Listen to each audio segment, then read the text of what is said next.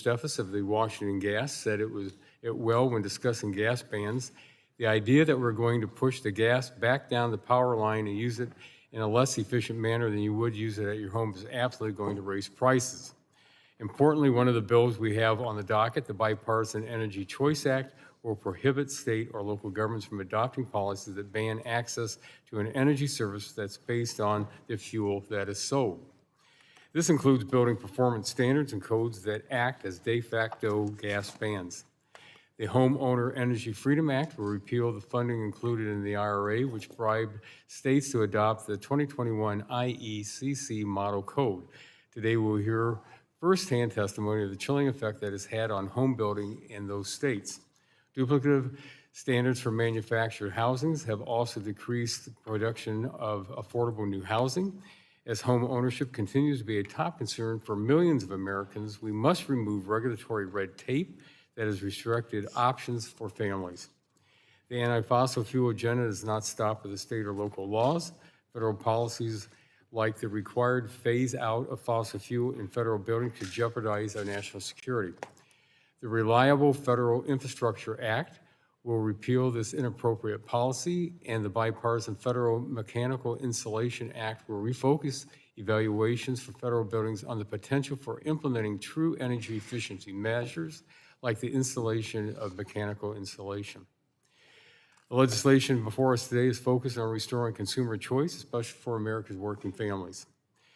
Misguided and redundant policies from the previous administration hit them the hardest because they, number one, price out first-time homeowners, two, destroy appliance affordability through steep upfront and installation costs, or three, discourage the production of affordable manufactured homes through regulatory morass.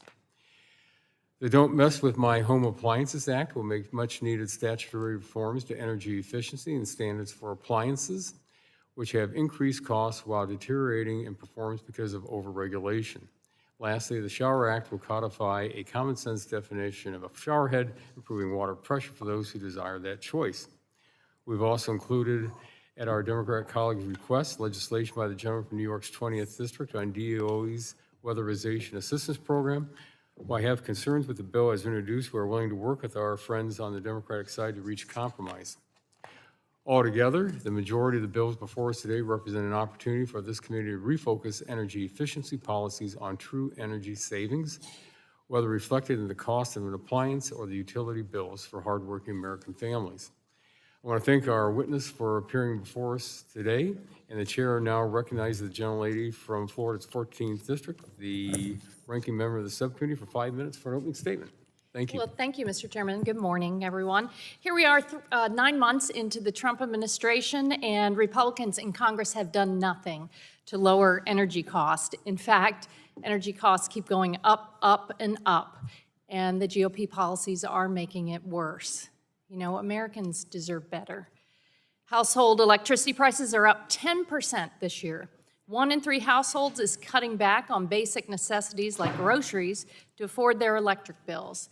3 in 4 Americans are concerned with their utility bills increasing, and they should be. Over 100 gas and electric utilities have either raised or proposed higher rates that will go into effect next year.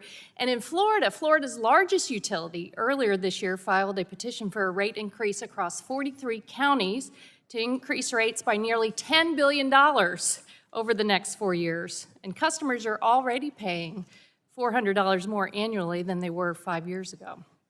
So what do House Republicans do? They bring bills today that will heap higher costs on Americans, trap families with outdated and expensive technologies, undermine American manufacturers, and force us to use more energy at a time when AI data centers need all the electricity that they can get. So I want to dispel some misinformation we'll hear today, so let's be clear.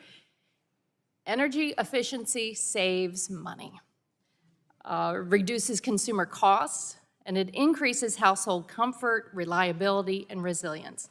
Appliance standards have saved households more than $500 in energy bills each year. Homeowners will save $15,000 for homes built using the 2021 building code compared to the old ones. So I urge my colleagues on the other side to join us in working to tackle the affordability squeeze. And one way to do that would be to stand up to the Trump tariffs that are inflicting financial pain on working families and are estimated to cost American households at least $2,300. You know, tariffs are also a factor in increased energy bills due to higher prices for imported goods, including those used in energy production, construction, and maintenance of power plants. That would be an important step to help soften the pain of the big, ugly bill, which is broadly unpopular, partly because of the increases in electric bills, as the Republicans axe the clean energy tax credits that lower costs for consumers in order to provide huge tax breaks for the wealthy. Since passage of the big ugly bill in July, the average cost of U.S. wind and solar power purchase agreements has increased by 4%. So Republicans have managed to take one of the cheapest and fastest growing sources of energy in the U.S. and make it more expensive. And that's on top of the Trump administration killing numerous cleaner, cheaper energy projects, domestic manufacturing plants that would help lower bills. You know, before Republicans killed the clean energy tax credits, I toured a large solar inverter manufacturing plant back in Pinellas County. 3 shifts, 400 workers. Republicans essentially, in repealing those tax credits now, shut down that factory and more across the United States, costing jobs. At a time when witnesses across the political spectrum have appeared here to advise us that America should expect significant rising electricity demand and that we need all the solar, wind, storage, energy conservation that we can get, because we cannot win the AI competition of the 21st century with energy policies from the 20th century. Unfortunately, House Republicans have not been able to meet this moment. So today we're rehashing old messaging bills, most of which they know will never become law, to try to gaslight the American people into believing that it's your washing machine and your light bulbs that are causing higher prices. People are looking for sanity in Washington right now, and I regret you're probably not going to find it here with a war on appliances and energy efficiency. But there is one good bill. I really appreciate you bringing Congressman Tonko's Weatherization, Enhancement, and Readiness Act. That's a bipartisan proposal to reauthorize and update weatherization assistance. I'm proud to co-sponsor this bill and support the savings for our neighbors back home at a time they need it to make their homes more resilient to dangerous heat waves and hurricanes. I hope my Republican colleagues will consider this bill seriously and advance it through to the full committee. After all, our neighbors back home are counting on us to make their lives more affordable. Thank you, Mr. Chairman. I yield back. Well, thank you very much. The gentleman yields back, and the chair now recognizes the gentleman from Kentucky, the chair of the full committee, for 5 minutes for an opening statement. Thank you, Chairman Latta, and thank you to our witnesses for being here. Today. Today we will, and witnesses later today. Today we will examine legislation to restore consumer choice in the appliance and home Americans purchase, reverse federal building policies that put our nation's security at risk, and restrict activist states and localities from implementing policies that ban energy services based on the fuel source. As many of the subcommittee members stated last week, we all support energy efficiency gains, but affordability must be at the forefront of the conversation. As my friend was just discussing, bad building codes have decreased housing production and can add up to $31,000 to the price of a new home. Egregious appliance standards have caused homeowners to spend 34% more on appliances than they did 15 years ago, while having to replace them at a faster rate. And anti-fossil fuel agendas have raised energy prices and jeopardized reliability for millions of customers. Furthermore, many policies put forth in the name of energy efficiency don't result in substantial energy gains. Some, like natural gas bans, actually increase energy use and consumer prices. In Kentucky, homeowners using gas for heating save $610 annually as compared to electric-only alternatives, and the state has protected energy choice in statute. All Americans deserve to make that same choice based on what works best for their families and their pocketbooks. Today, Republicans bring solutions to the table. The pieces of legislation being discussed today will reform the broken statutory process for energy efficiency standards for appliances and equipment, repeal fossil fuel phase-outs and bans, and reduce regulatory confusion, and nullify RA programs that coerce states to adopt rigid building codes.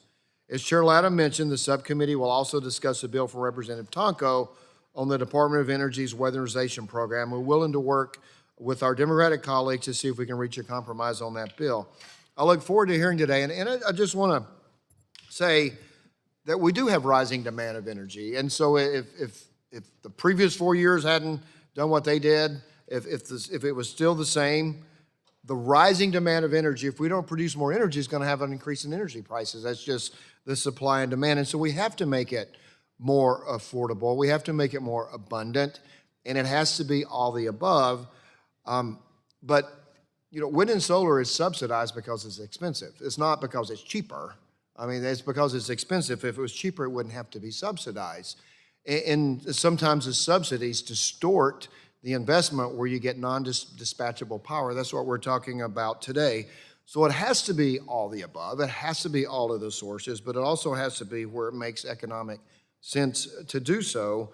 And we have to reform the system. There's a new word that's coming from, I've heard from progressives, that is called abundance, the abundance strategy, and we need abundance. There was a $42 billion fund for broadband that after 3.5 years spent not a single inch of fiber was laid in 3.5 years because of all the procedures that people had to go through to try to do broadband. It was a noble exercise, but I think $42 billion appropriation or authorization and appropriation sat there because you couldn't get through the process. And so what we want to do, and I know, I actually didn't even vote for that $42 billion, but I know that people that did, and they wanted that money spent, but the whole system, it has become a procedure system, a process system. And so what I would like to look at as chairman of the full committee and this subcommittee and others, and both sides of the aisle, we're working with Mr. Tonko today to get the weatherization bill, that we figure out how to get the procedures in place that protect the environment. I went to school on the Hudson River. You couldn't swim in the 1980s. We do not, matter of fact, Robert Kennedy Jr. was leading the Riverkeeper program to try to clean up the Hudson River. We don't want that. We want to make sure we have processes in place to prevent that. But now, almost 40 years later, when I was in college, we got to the point where you can't build hardly anything. California, the reason the abundance has come out because housing prices are so expensive in California, because building codes make it prohibitively expensive to build. And so that's what hopefully we can do as a committee together. Is I know that we have different views, we have different energy sources that are preferable, but in the end, we have to do things that work. And I think all of us, I think 432 members now, want to beat China. All of us do. And so we have to figure out how we work together to make sure we have the energy, we have the infrastructure, we have the processes in place where we're successful protecting ourselves, but also successful in beating China. And I will yield back. Well, thank you. The gentleman yields back. The chair now recognizes the ranking member of the full committee, the gentleman from New Jersey, for 5 minutes for an opening statement. Thank you, Chairman Latta. Chairman Guthrie, you can tell everybody that you went to West Point. I know you're very proud of it, and I think it's great. So you don't have to say it's on Hudson River. I guess there are several other colleges on the Hudson River. I didn't go to Columbia, so I did go to West Point, yeah. Anyway, at a time when I swam at Columbia anyway, so At a time when American families are struggling with rising energy bills, thanks to the policies of President Trump and congressional Republicans, today committee Republicans are doubling down on legislative proposals that will further raise energy bills and threaten America's power grid. These partisan bills are meant to prop up expensive fossil fuels so Republicans can score points with their billionaire buddies. It's just part of their agenda to serve their corporate interest friends, not everyday hardworking Americans. Most of the bills we're discussing today gut efficiency programs, make buildings use more energy, and raise costs for Americans. These bills don't just drive up energy costs for Americans, they also threaten our ability to compete with China. We have had numerous hearings as Congress about data centers, artificial intelligence, and the increasing energy demand from these technologies. In these hearings, witnesses have made clear that we need more energy available on the grid in order to scale rapidly, meet this growing energy demand, and remain globally competitive. Everyone knows that to meet growing demand, two things must happen. First, you need more energy on the grid, but in their big, ugly bill, Republicans eliminated incentives that get cheaper, clean energy on the grid quickly. This was a reckless action that will result in household energy bills increasing, as well as significant delays in getting new energy on the grid. And clean energy is fast to deploy and is crucial for meeting our growing energy demand and competing with China. Second, you need to decrease energy consumption wherever possible, and that's where energy efficiency can play a critical role. By decreasing the energy consumption of households and businesses, more energy is available to meet greater demands, which is why it's baffling to me that Republicans, after slashing incentives to get energy on the grid quickly, are now pursuing policies to make our homes and buildings less energy efficient, all while they claim to support American energy dominance and want to compete with China in the AI race. The Republican-led bills target the Department of Energy's DOE's ability to keep appliances efficient and affordable. They rip away appliance rebates, building codes funding, and workforce funding. They go after federal building efficiency and attack efficiency standards for manufactured housing. Taken together, these bills will dramatically increase household energy expenses. Now, I said this at last week's hearing, but it bears repeating.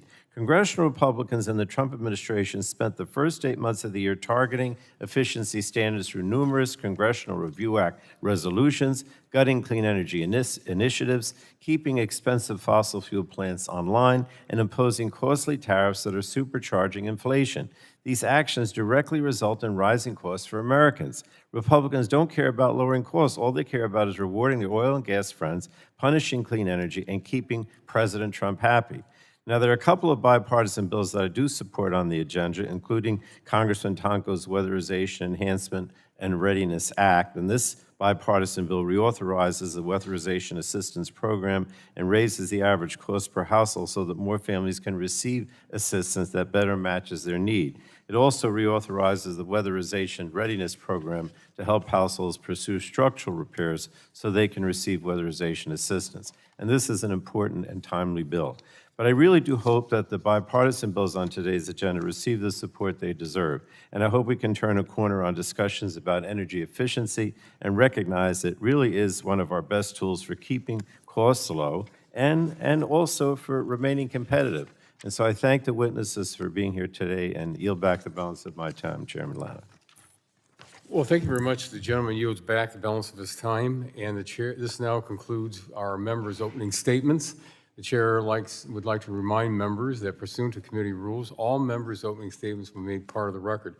Also, I'd like to also remind members that we do have two panels today, and votes are at 1:30. So, and also somehow Environment's supposed to meet in here at 2 o'clock since we're offline on the third floor office, or our committee hearing room upstairs. So the chair just wants to remind members that at 5 minutes into your questions, I will bring down the gavel so we can keep things moving.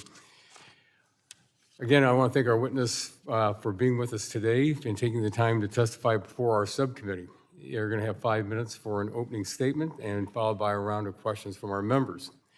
Our witness for today is Jeff Novak, the Acting General Counsel and Principal Deputy General Counsel at the U.S. Department of Energy.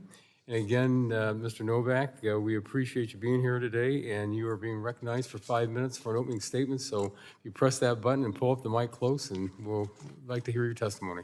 Thank you. Thank you, Chairman Lana, members of this committee. I'd say thanks for being here, but I'm told this is bumpy sometimes, so maybe I'll just say I'm honored to be here. I've been in my role for just a little over 3 months. As the chair said, the Principal Deputy General Counsel, and I've been the Acting General Counsel pending the confirmation of the President's nominee. And I'm here at the subcommittee's invitation to talk about the 8 energy-related bills under consideration. 2 of these bills, the Energy Choice Act and the Reliable Federal Infrastructure Act, are responses to categorical prohibitions or mandates to reduce or ultimately eliminate fossil fuel-generated energy.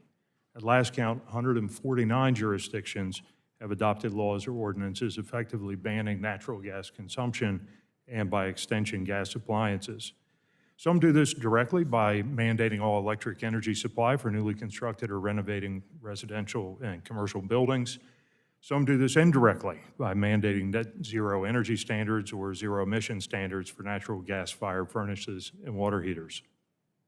Whether done directly or indirectly, these laws and ordinances deny residents and commercial tenants access to energy solutions like tankless water heaters that are demonstrably more efficient, gas water heaters that can provide significant long-term savings to owners, gas ranges that can perform better and be 10 to 30% cheaper to operate than their electric counterparts.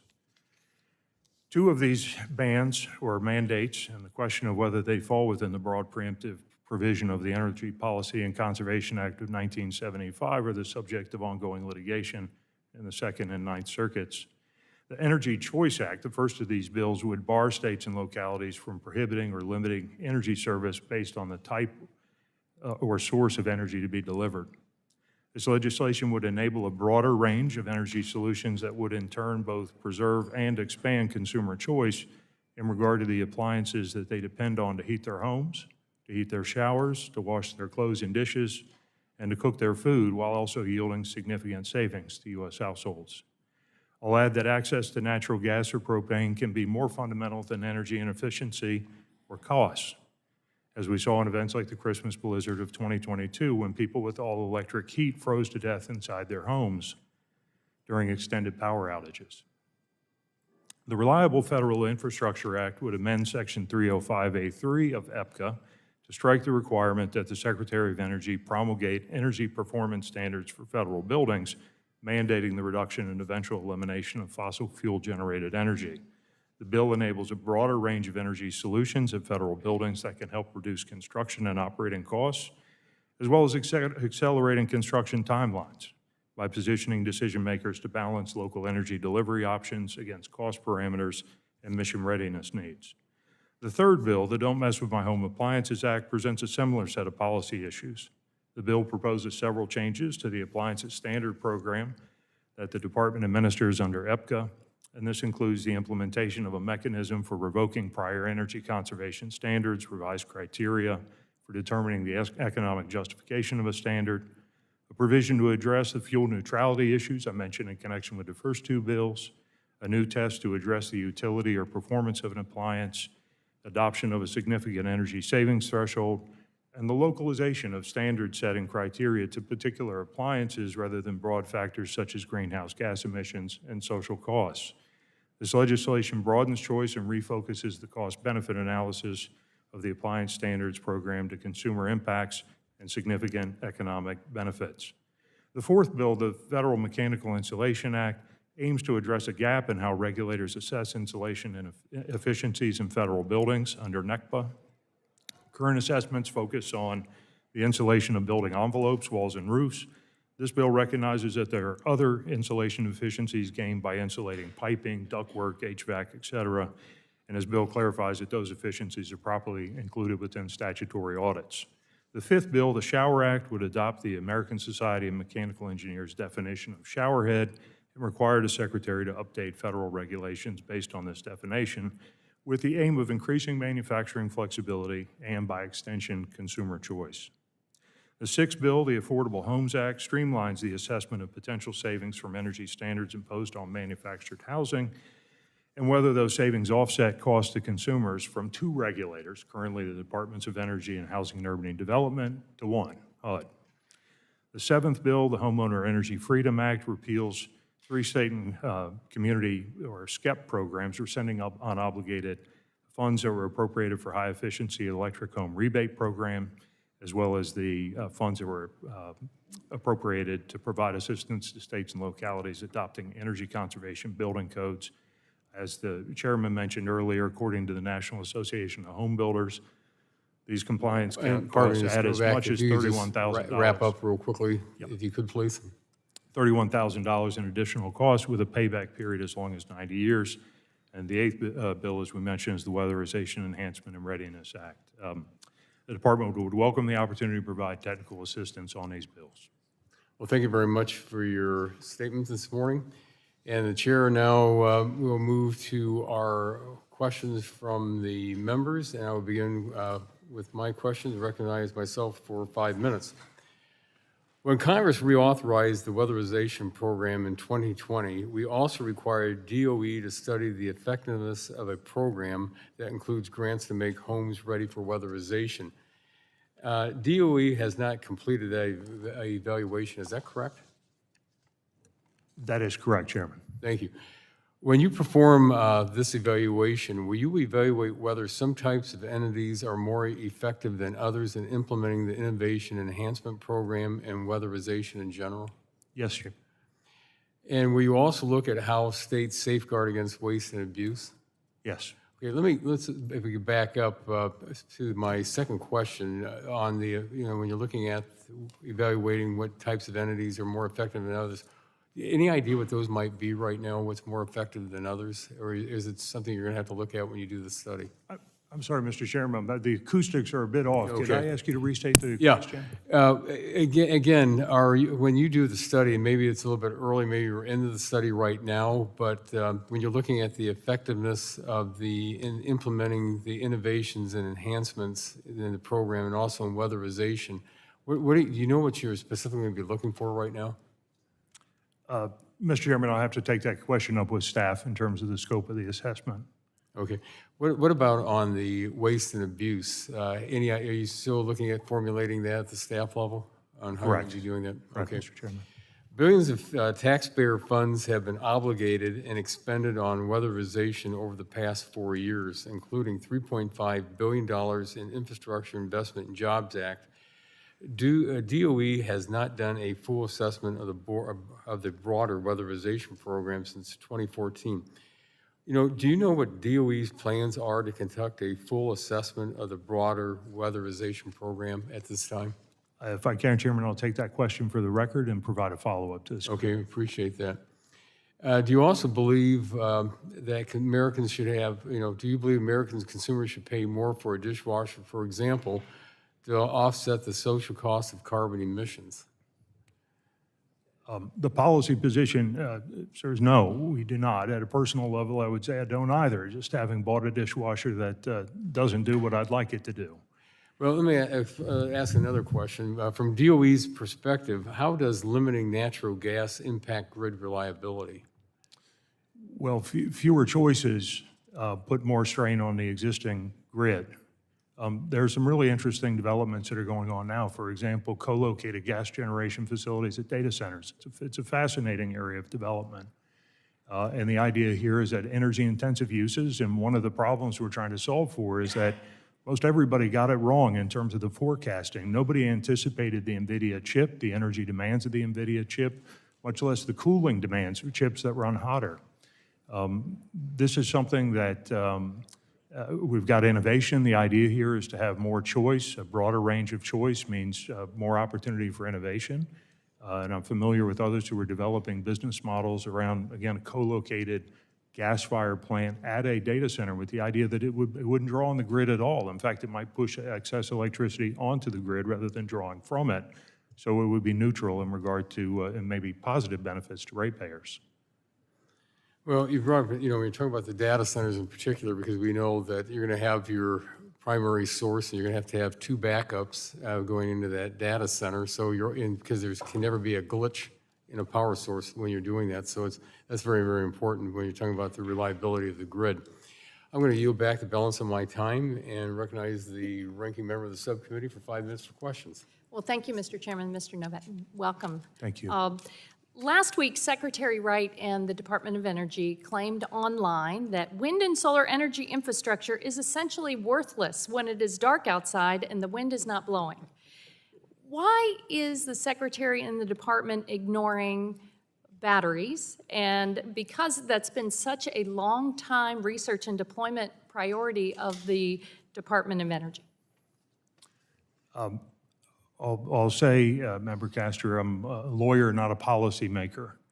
What I would say is that one of the things that I'm still sort of getting up to speed on is intermittent energy. All right, so here's one source you can go to. The U.S. Energy Information Agency is predicting that battery storage will practically double from 2024 to 2026, up to 65 gigawatts of storage capacity. But I think part of the answer, you can look at what Secretary Wright was doing last week in Europe. He was shilling for gas companies and exports of American gas. Has the Department of Energy done any analysis on what consumers in America will see in higher cost due to exports of our domestic energy? I have to take that question for the record. Be happy to provide a follow-up for that. All right. I do know that one of the issues that I'm aware of, just by virtue of being in conversations, is the subsidy aspect of intermittent generation, even with the battery, is something that, frankly, people are struggling to get the math to work out on that. So absent the subsidy, it's something that doesn't Do you seem know to prove out on the... how much the U.S. taxpayers subsidize oil and gas and fossil fuels? Are you going to take that for the record, too? I can take that for Please do. Okay. In July, DOE released a deeply flawed draft report written by five hand-picked climate skeptics, which severely downplayed the negative impacts and the threats from the heating climate. What a backlash, because at that point, more than 85 scientists got together to point out errors and misrepresentations of climate science in that report. Mr. Novak, what review process did the report go through at DOE? Did career staff or DOE scientists provide any input? My understanding is that there was review done within the research labs.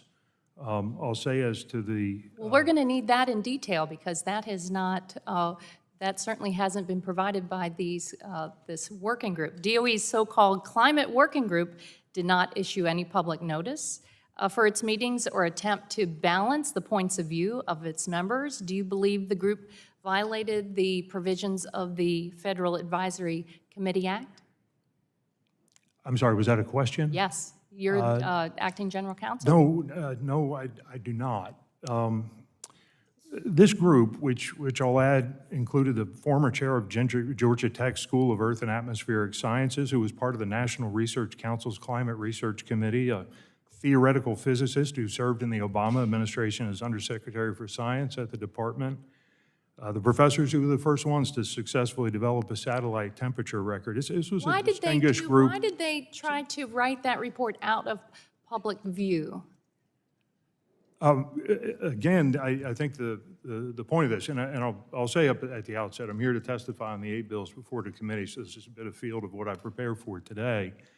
But I'll add that the purpose of this group was, frankly, to enlarge... Undermine the science that has been a hallmark of previous administrations, and now under the Trump administration, they discount the science, they discount the experts, they try to take us off on these tangents that are really hurting people. They're raising costs on consumers, whether it's the tariffs, the big ugly bill, all of these policies. And you know what? We need the science. My community back home is recovering from the 2 worst hurricanes in our lifetimes. We need to know of what the impact of the heating climate is going to be so we can prepare. And we need to save energy. And we don't need to go across the pond to shill for oil and gas companies, and that it's also going to raise prices. So everything the administration is doing is really hurting the bottom line of hardworking Americans. And I appreciate your appearance here today so we can ask you questions and hold you accountable. Thank you. I yield back. Thank you very much. The gentlelady's time has expired and yields back. The chair now recognizes the full committee chair for 5 minutes for questions. Thank you. Thanks for being here, Mr. Novak. And I've had my good friend from New Jersey talk about billionaires who invest in oil and gas. They're billionaires who invest in wind and solar. Some we can compare. As a matter of fact, some of them are the same billionaires invest in both.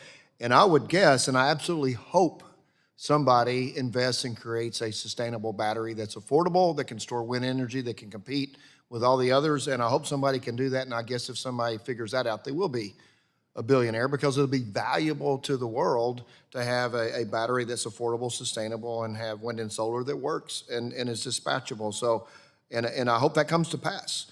So, so getting back to the bills before us, so the committee is talking about home appliances and some of the costs that have been incurred with the last administration. So, Mr. Novak, is DOE ensuring that any new amended energy efficiency standards are truly cost-effective, yielding significant energy savings and technologically feasible? That is the aim. That is the aim, is to ensure that the analysis that's done around this is again localized to the efficacy of the appliance, the cost efficiency of the unit, and again, preserving the policy choice that consumers should have a range of choices available to them. So thank you. So under EPCA, DOE is required to review energy efficiency standards for covered products no later than 6 years after the issuance of final rule, with an option to decline setting a new standard if it would be inappropriate. How has this 6-year look-back requirement in EPCA resulted in never-ending regulation for certain covered products? I will say in regard to the 6-year look period, I had conversations with staff in advance of being here today, and I understand that it is a challenge. The 6-year look back is a challenge, and the 2-year look back may be a challenge. Again, we would invite technical assistance in how we could best satisfy any look back requirement in a bill. But again, my understanding is that there are some challenges in regard to these look back requirements. So switching gears a little bit, some states and localities have implemented natural gas bans, driving prices up for consumers and straining our nation's electric grid. How important is redundancy in our energy networks? It is important. Reliability and adequacy are key policy aims of the department. So ensuring that we don't create shortfalls by, for example, by retiring in advance of their, the expiration of their service life units. This ensures that we have enough dispatchable power on the grid. And again, the policy choice here that's been made by policymakers is one of addition. It's the idea of adding additional. We want additional power to the on the grid, and we want a variety of choices that make sense. Thank you. And before I yield back, I'm an all the above, and I'm not just saying all the above, but it needs to be sustainable and affordable, and the subsidies can't displace. So you subsidize one, and so people don't build the other, which is dispatchable and there and available. So we need to want us all to, everybody on both sides of the aisle in this committee, think through this, is that, you have to have permits to build. Like we talked about, there was $42 billion held up because they couldn't get approval to build fiber in the Inflation Reduction Act. You need permits to build wind. You need permits to build solar. You need to move those electrons. If you create electrons in wind and solar, you got to move those through transmission lines. In all the above, you have natural gas, you have clean coal. You've got to move some of that through the pipeline. So we have to move the energy sources to where it's turned into electrons, and we have to take the electricity and move it to where people use and consume it. And so that's behind. We're behind China in doing that. And I know that I always say there's 432 of us, I think, still in Congress right now, and 432 of us, I think, I can think of a person that doesn't want to make sure we win the battle for the economic future over China. And a big part of it is energy, having the right mix and having the ability to move it. And hopefully this committee will dedicate ourselves, both sides of the aisle, to getting to the right mix at the sustainable, affordable, and be able to move it to where people need it to use it. So that's what our focus is going to be, and hopefully we can all do it together. And I will yield back. Thank you. The gentleman yields back the balance of his time. The chair now recognizes the gentleman from New Jersey, the ranking member of the full committee, for 5 minutes for questions. Thank you, Mr. Chairman. I listened to Chairman Guthrie say he's for all of the above, and it sounds like, Mr. Novak, you're saying you're for all of the above. But when Secretary Wright was here in June, we specifically asked him if he was for an all of the above energy policy, and he said no, he's not. So, it's very nice that you and the chairman are saying that you want to consider renewables and that you're for, all different kinds of energy, but the Secretary made it quite clear that he's not, and neither is the President. And, we have 3 bills on the floor this week that are clearly not for all of the above, and that clearly make it, that say pretty emphatically that, they want to eliminate or pretty much eliminate renewables and put all the emphasis on fossil fuels. So, forgive me if I say that I don't think you're really speaking for the Secretary, frankly. But I wanted to follow up on a letter I sent to Secretary Wright last month. As you know, the DOE staff have been sent to the Nuclear Regulatory Commission, and they're operating without NRC supervisors in an apparent contravention of the Energy Reorganization Act, which explicitly separated DOE and NRC. So my question, at one point in July, David Taggart was listed as simultaneously being both the NRC's chief counsel and DOE's deputy general counsel for litigation. Can you confirm if Mr. Taggart is still employed by the department?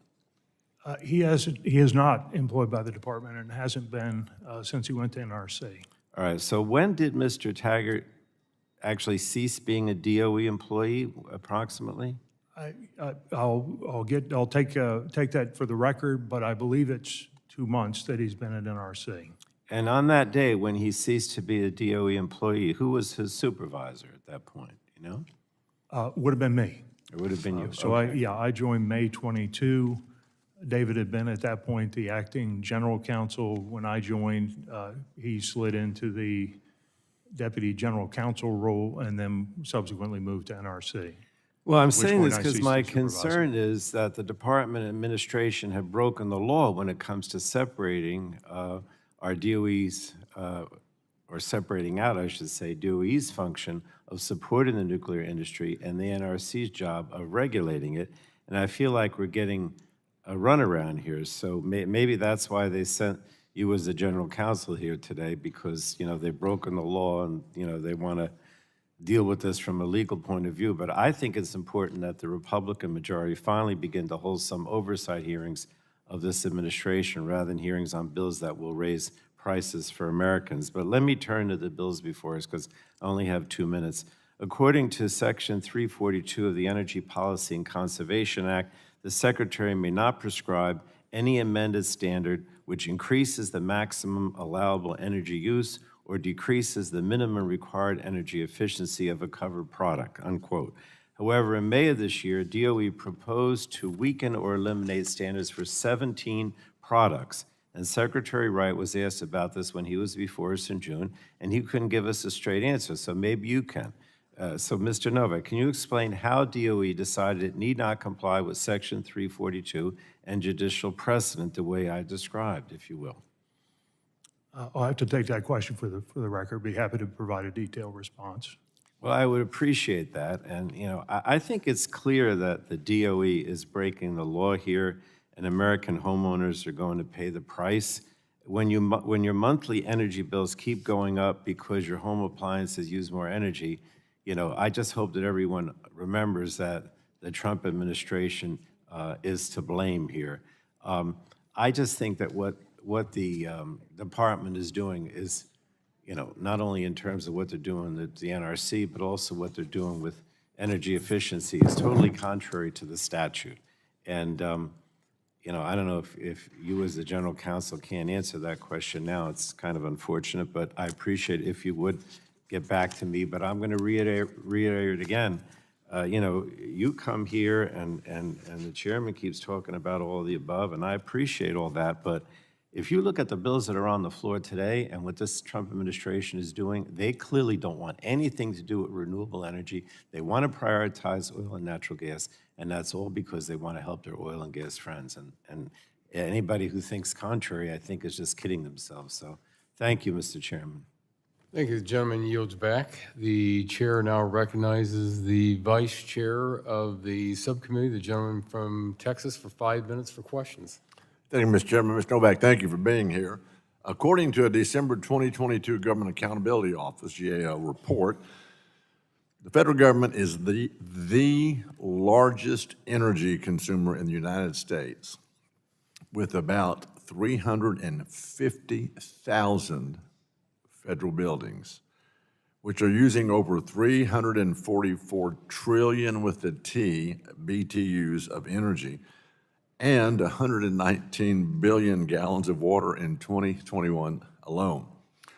GAO also found that only 1 out of 27 government agencies, only 1, actually using their compliance tracking system, DOE's compliance tracking system, only 1 agency actually met the energy and water use evaluation requirement, meaning, bottom line, that taxpayers' dollars are being wasted, even with all those plans for all those agencies. Have you ever heard the term, the best laid plans of mice and men? I have. You have, that's quoted from Robert Burns' 1785 Scottish poem, you know, that and $7 will get you a cup of coffee at Starbucks, now that you know that. My question is, my legislation, the Federal Mechanical Insulation Act, which means that when you're, you know, I was an air conditioning company owner for 35 years, so I've watched all the SEER ratings change and all the energy requirements change for years and years and years, which means that when you're evaluating the SEER, seasonal energy efficiency rating of an air conditioning or heating system, both actually, you need to take into effect the loss of energy, the energy loss on the duct system. They've never done that. They looked at the condensing unit, they looked at the gas furnace, they looked at the evaporator coil. So they never actually looked at the insulation on the ductwork part. So this legislation, we aim at increasing energy efficiency in federal buildings while saving taxpayer money. And so do you agree with that? That would be a noble thing for us to want to do? I do. It is a gap in the current NECPA Right. auditing scope. You betcha. And so Section 433 of the Energy Independence and Security Act establishes a time frame, also, this is another gotcha for the consumers, establishes a timeline to phase out fossil fuel in federal buildings. Now, you said earlier comments that people who had electric heat in the Northeast, when the winter was so secure and they lost power, they froze to death. If they had natural gas, they could at least they could run for example, you know, fireplace or something in there if they needed to. Crack a window, we always tell everybody, so that the carbon monoxide doesn't build up.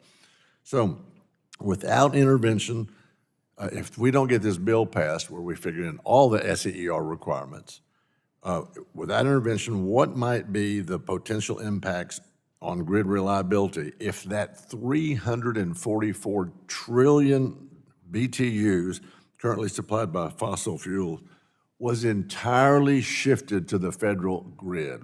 What do you think the outcome of that would be? Oh, we clearly have benefits for the grid. Oh, it would absolutely do that. So I appreciate that answer. I appreciate you taking notes to be able to get back with everybody.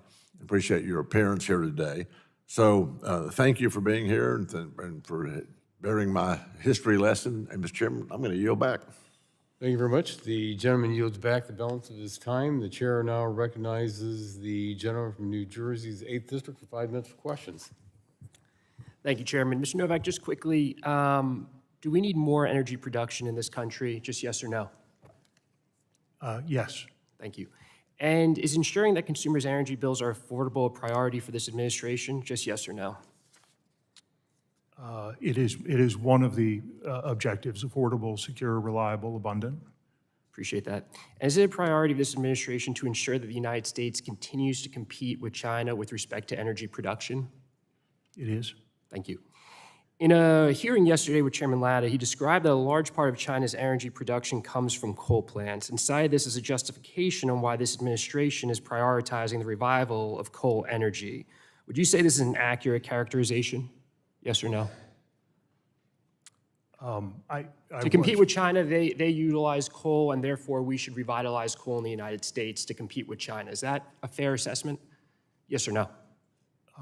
Coal is clearly part of how we generate a lot of dispatchable baseload in this country. I'm just curious if you know how China is meeting their electricity demand growth. I've seen charts, nuclear, coal, they have a mix. They have a mix. And that mix would include solar and wind. Correct. According to the New York Times, China met 84% of its electricity demand growth with solar and wind power, and China is well known to be the world's top electricity producer from renewable energy sources. In 2024, China installed over 373 gigawatts of renewables, and their goal is to meet 80% of its total energy mix from non-fossil fuel sources by 2016. So if the goal here is to maintain American energy dominance over China, why are we completely abandoning renewables and allowing China to become the world leader in renewable energy production? I think the answer there, it's not all of the above, it's best of the above, and the best of the above is always context dependent. There are certain contexts in which particular generation makes a lot of sense, and there are other contexts in which it doesn't, and that's, again, very fact-specific, very site-specific. But you also stated earlier in your testimony that I believe your quote was fewer choices put more strain on the grid. Was that your statement earlier? Something along those lines? Fewer choices put more strain on the grid? Depending on what the range of choices is. Again, Well, it's but if context states are specific. deciding, right, that they want to advance offshore wind and the president pauses those projects, wouldn't that be fewer choices on the grid? And wouldn't therefore that put more strain on the grid and make prices more expensive for our residents? Just yes or no? Again, contextually dependent. If The it's answer is yes. If it's And the Trump administration, Republicans in Congress are actively making policy choices that inhibit our ability to quickly bring more energy sources online. So far this Congress, their focus has been on undoing Biden-era policies, including going after energy efficiency standards. They've also imposed tariffs that will dramatically increase the cost of equipment necessary to build out energy projects and completely abandoning renewables such as solar and wind. So I'm struggling to see what the play here is, because it almost seems like this administration and what they're doing with offshore wind is retribution for the Obama administration's decision on the Keystone Pipeline. Would you say that's accurate? This feels like Obama administration made a decision with Keystone Pipeline, so now the Trump administration is going to make a decision with offshore wind, despite the fact that most people here agree that we need an all-of-the-above strategy, including wind and solar? Let me say first, again, I'm a lawyer, not a policymaker, and I can't speak to the context of Keystone, but I'm not aware of anything that, at least in my experience, it would suggest that there's some retribution But afoot. you may not be a policymaker, but as the acting general counsel, you're involved in a lot of these decisions that go into the policies, yes or no? I advise policymakers on the law. And are you aware of any policy that the administration is considering that will help reduce the cost being borne by consumers with respect to the increase in AI data centers? Just yes or no. Has anything come across your desk that shows the administration is dealing with the increase in demand caused by data centers? Yes, for example, I mentioned earlier the idea of co-located gas-fired facilities. It's a very attractive idea to have a point source solution for generating. Okay. And you are general counsel. We've had witnesses here from the Department of Energy who cannot acknowledge the benefit of clean, renewable energy. I am curious if there's a DOE policy that prohibits its employees and officials from speaking to the benefits of clean energy. None that I'm aware of. Okay. Are you aware of anyone left at the Department of Energy who still believes in clean, renewable energy? Oh, I would say we've got a range of people with a range of viewpoints on policy, and those get full-throated expression when people are talking about And then policy presumably choices. shut down by this administration. Thank you. I'm out of time. I yield back. Thank you very much. The gentleman's time has expired and yields back. The chair now recognizes the gentleman from Alabama's 6th District for 5 minutes for questions. Mr. Novak, are you aware that we're in an arms race for artificial intelligence and quantum computing with China? I am, sir. Are you aware that we're going to have to double our baseload capacity in order to power the data centers that we'll need to win that arms race? I am, sir. Do you believe, based on your knowledge of what the Department of Energy is doing, that we can do that with renewables? No, no, sir. The physics don't work, do they? They don't. I keep hearing my colleagues talk about what China's doing. I know they're big fans of China, but I think we're in a existential competition with China. It's going to determine who's the dominant power in the world. Whoever masters AI and quantum computing, they will not be a superpower. They will be the superpower. And we need to do what it takes to be able to meet that challenge and win that arms race, as I said. I know China's built a lot of renewables, but they're basically forcing renewable power generation on the general population in order to preserve their fossil fuel assets. Would you agree with that? I'm not familiar, sir, with the policy choices that are being made by the PRC. It's a different economic system. The concept. It's also more part of their national strategy because they're putting more and more into their military. They realize that they have limited resources. They have huge amounts of coal, limited access to natural gas. They're also, they're ahead of us in small modular reactors. They've got one online already. They've got 4 in the queue. one of the things that I think that everybody on this committee ought to be focused on is small modular nuclear reactors, because it addresses the whole issue of emissions, but it also will help us meet that increased baseload demand. Have you been informed on that effort? I have. I've had several conversations with Ted Garish, who's our nominee for the Assistant Secretary for Nuclear Energy, about the objectives in regard to small modular reactors and microreactors. A very promising solution, something we're committed to. Well, there's one of the things that I think we can do, and over the last several years, we've closed about 300 hydrocarbon power generation facilities. Most of them are coal. I know there's some concerns that the administration may be open to reopening some of those using coal, but I've been really pushing putting small modular reactors on those sites. That helps deal with the not in my backyard issue, but also the transmission lines are still there. We could place small modular reactors based on the design capacity of the transmission lines, which would, I think, help increase the base load available to make sure that the power utility rates didn't go up for households and for businesses, but also help us meet the increased demand that we're going to have. The other thing, are you aware of how dependent we are on China for refined critical minerals and rare earth elements? I am. Are you aware that there's not a single major refinery for rare earth elements in the entire Western Hemisphere? I am. Are you aware that it's going to be a tremendous additional demand for power to build processing and refining capabilities and capacity here in the United States? I am.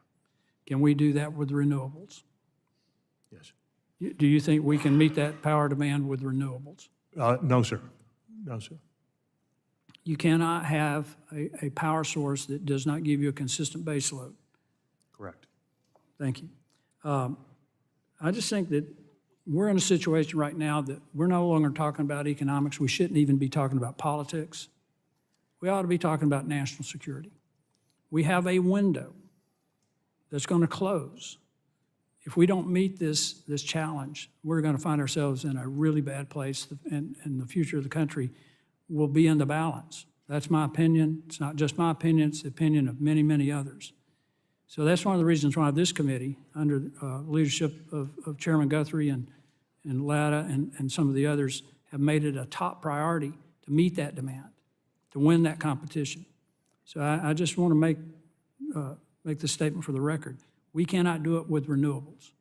We're going to have to do it with the resources that I think that we can lead the world in, and that's small modular reactors, to meet that power demand, to be able to refine the rare earth elements that we need to build the microchips and semiconductors in order to win that arms race for artificial intelligence and quantum computing. Mr. Chairman, I yield back.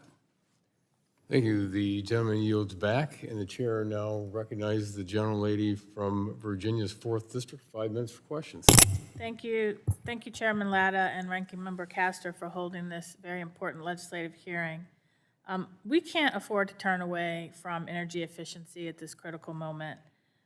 We need to meet rapidly growing energy demand, as we have heard, and we need to do it in a way that is affordable for households. And households across the country are already struggling with rising energy bills while facing more extreme weather exacerbated by climate change, whether that's increasingly severe storms, intense flooding, record heat waves, dangerous winter freezes.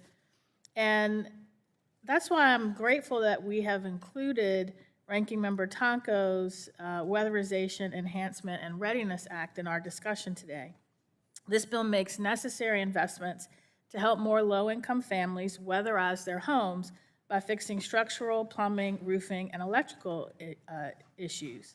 And programs like the Weatherization Assistance Program cut costs, improve energy efficiency, and make communities more resilient. And according to the Department of Energy itself, the program supports 8,500 jobs, provides weatherization services to approximately 32,000 homes every year, saving those homes on average $372 or more every year. And this is important because studies suggest that 35 to 60% of energy consumption in U.S. homes is wasted through air leaks, outdated systems, phantom load from devices in standby mode, And we can't meet our exploding energy demand if we continue to waste 35 to 60% of energy in our homes from things that are fixable. So weatherization and energy efficiency goals are things that this committee should be focused on, and not attacks on popular standards that are cost-saving and common sense. Now, Mr. Novak, my office has learned that the team from the Department of Energy responsible for the Weatherization Assistance Program has lost nearly 70% of its staff since President Trump took office, and that now only 11 people manage 54 formula grants. And on top of that, the DOE is no longer allowing the remaining staff to travel, which makes it harder for them to oversee the program and ensure that funds go towards weatherizing homes. Mr. Novak, how are DOE staff supposed to effectively conduct their outreach and oversight of this program without leaving their desks? It's a very good question. One of the objectives of this administration, and it's something I came in, I wasn't involved in architecting it, but I am involved in obviously managing a team of lawyers now, is the idea of a lighter, more efficient, more nimble federal workforce. So I will tell you, even within my department, I'm managing a lot of demand with fewer lawyers, and we're doing that by, frankly, trying to figure out how to get the balance right in terms of the work that lawyers are doing, prioritizing the work, and putting, frankly, more human resource where there's more work being done and more emphasis on the policy priorities. The SCEP bill here, I note that, the bill that's before this committee would increase the average cost per unit. That's something that reflects increases in labor costs, materials. And I'm not sure, one of the things I'd like to take for the record is to go back to staff and to talk to staff about how they're going to manage, recognizing that if there's going to be more money in the program to, again, account for increases in labor and increases in material, and we're going to stand up a new readiness program. There's, a new statutory implementation framework, and one of the questions I'd just like to take back to the record is how we're going to meet that statutory implementation framework with the headcount we've got. Okay, I think you need more headcount. In fiscal year 25, DOE illegally shifted funds between programs, particularly within the energy efficiency and renewable energy account. The Building and Technologies Office lost over $180 million, which is 50% of the funding that Congress intended. And DOE's decision to pull that funding directly ignored the specific levels appropriated by Congress and signed into law by President Trump. Mr. Novak, you would agree that Congress holds the congressional authority to appropriate funds, right? Correct. The Constitution commits appropriations to Congress. Did DOE move fiscal year 25 funds away from the Building Technologies Office despite what Congress intended? I'll have to take that question under, for the record. I would appreciate that, because it is completely unacceptable for an agency to ignore the law and redirect congressionally mandated funding to support the Secretary's personal agenda. And I think as General Counsel, you would agree with that. I yield back. Thank you. The gentleman yields back, and the chair now recognizes the gentleman from Georgia's 12th District for 5 minutes for questions. Thank you, Chair Latta, for holding this important legislative hearing to discuss appliance and building policies. I thank Mr. Novak for being here today from the Department of Energy to testify. Last week, we had a background hearing where I discussed my bill, Don't Mess With My Appliances Act, which implements necessary reforms to the Energy Policy Conservation Act, or EPCA, to prevent future administrations from issuing burdensome standards on household appliances that would drive up costs and reduce availability. Let's be clear. Folks back home want to know why the cost of replacing their air conditioning has increased more than 3 times in less than 5 years. And that includes appliances that don't work, and obviously my wife wants to keep her gas stove. So I'm glad that we're here to discuss the provisions in my bill. In my bill, the statutory look-back requiring the DOE to evaluate standards is repealed, Can you just share the Department of Energy's thoughts on this provision? As I mentioned earlier, Mr. Allen, I had a conversation with staff about look back. And what staff relayed is that the 6-year look back it's just challenging. It's something challenging for staff to do. And that's not based on head count. It's just the exercise itself is a bit challenging.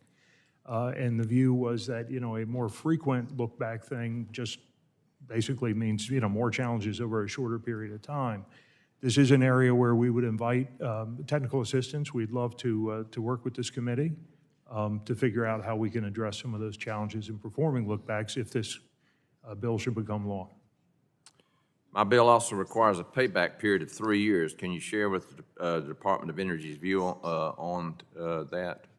Payback periods are significant. As I mentioned earlier, the National Home Builders estimates, for example, a $31,000 increase to most home buyers, but a payback period of 90 years. While the National Association of Home Builders doesn't provide a working life of a home, they do provide working life of elements, and that is basically the working life of the elements of a home, the foundation, the walls, et cetera.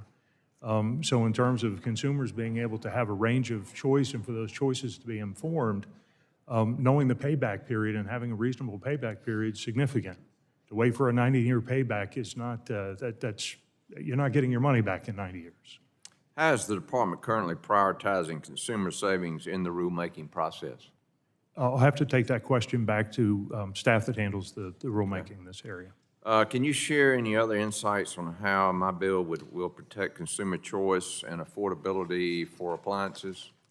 Well, so the idea, at least as I understand the bill, sir, is that you would localize the assessment here. You would look at the utility of the appliance. Is the appliance doing what it's supposed to do? Is it actually yielding a significant energy savings? And instead of looking at something broad, social cost of carbon, that sort of thing, again, you would be having a localized inquiry about the efficiency of this particular appliance, measuring that against the utility of the appliance itself. I can share, my personal anecdote. We had 15 people under roof at Thanksgiving last year. We killed our dishwasher. We bought a new dishwasher. I went to, the store. I bought the nicest dishwasher I could find with the best Consumer Reports rating. It doesn't dry the dishes. Right, we dry we open it up, we leave it open for a day, or we towel down the dishes. This is something we think a sensible analysis of an appliance should take this into account. Right, is it doing what you ask? We have a clothes dryer where we routinely run 3 cycles because the moisture sensing thing, it doesn't give us anything other than wet laundry. So typically we hang the laundry around the house. Again, this a smarter analysis, I think, is going to pay a little bit more attention to the utility of the appliance to the consumer, and then making sure that if you're going to have some trades there in regard to energy efficiency, that again, that's a localized assessment. You want it to be a significant savings and not to give up significant utility to yield marginal savings. It sounds like we're going back to the old days. We're going to all have the clotheslines in the backyard. I've suggested as much to my wife. I do most of the laundry and the cooking in our house, and I share your passion for, I cook over propane, and Well, I grew up without air conditioning, so somehow I made it. Yeah. Thank you, sir. I yield back. Gentleman yields back, and the chair now recognizes the gentleman from California's 50th District for 5 minutes for questions. Thank you, Mr. Chairman. One of the biggest crises facing my constituents in San Diego is the threat of rapidly rising energy costs, which I believe we should be addressing through every solution available. President Trump promised in his campaign he would cut the energy costs of my constituents in half within a year. We're going the other way. They're up 5.5% from a year ago. And unfortunately, the majority passed a reconciliation bill that's going to eliminate a lot of energy source and energy production. I do believe we should be adopting an all-of-the-above energy strategy that brings more power onto the grid, lowers costs for consumers. You indicated that you're an attorney, though, so I ask maybe some questions about that, because I used to be an attorney and would love to hear your thoughts about the Revolution Wind project. So Revolution Wind is a project that's 80% complete off the coast of New England. It's about to bring 704 megawatts, 400 megawatts to Rhode Island, 304 to Connecticut. They've invested $4 billion, already. They've completed 45 out of 65 turbines and 1,200 jobs, and President Trump and Secretary Wright pulled the permit. Does the Secretary have the authority to pull a permit that's already been issued without any reason? I'll have to take that question for the record. I'm not familiar with the project or the permit, but I'd be more than happy to look into it and get a response to you. Generally, once a permit issued, you'd need a reason to pull it, though, right? I mean, just under, you're the general counsel of the Energy Department. I can't imagine you would think that you would need a reason to pull a permit. I'm not sure the nature of the permit, whether it's a conditional permit. Again, I'd like to look at the particulars of this project. You mentioned it's the Revolution Wind project. Revolution Wind, yeah. I'd be happy to take a look at the particulars of that. I would actually maybe ask you for the record, if there is a reason, what's the reason that that project was canceled? And maybe you could find that out for I us. will. And also, are we liable for damages? Because there's a reliance here, 15 years of review, permitting and development. I think all of us on the committee, so many of us are frustrated with the time it takes to get through this process. They got through this process. They're 80% complete and they got their permit, I believe, canceled because the president doesn't like offshore wind. And obviously I think there's a lot of issues with that put us at risk. One is, first of all, it's not competitive.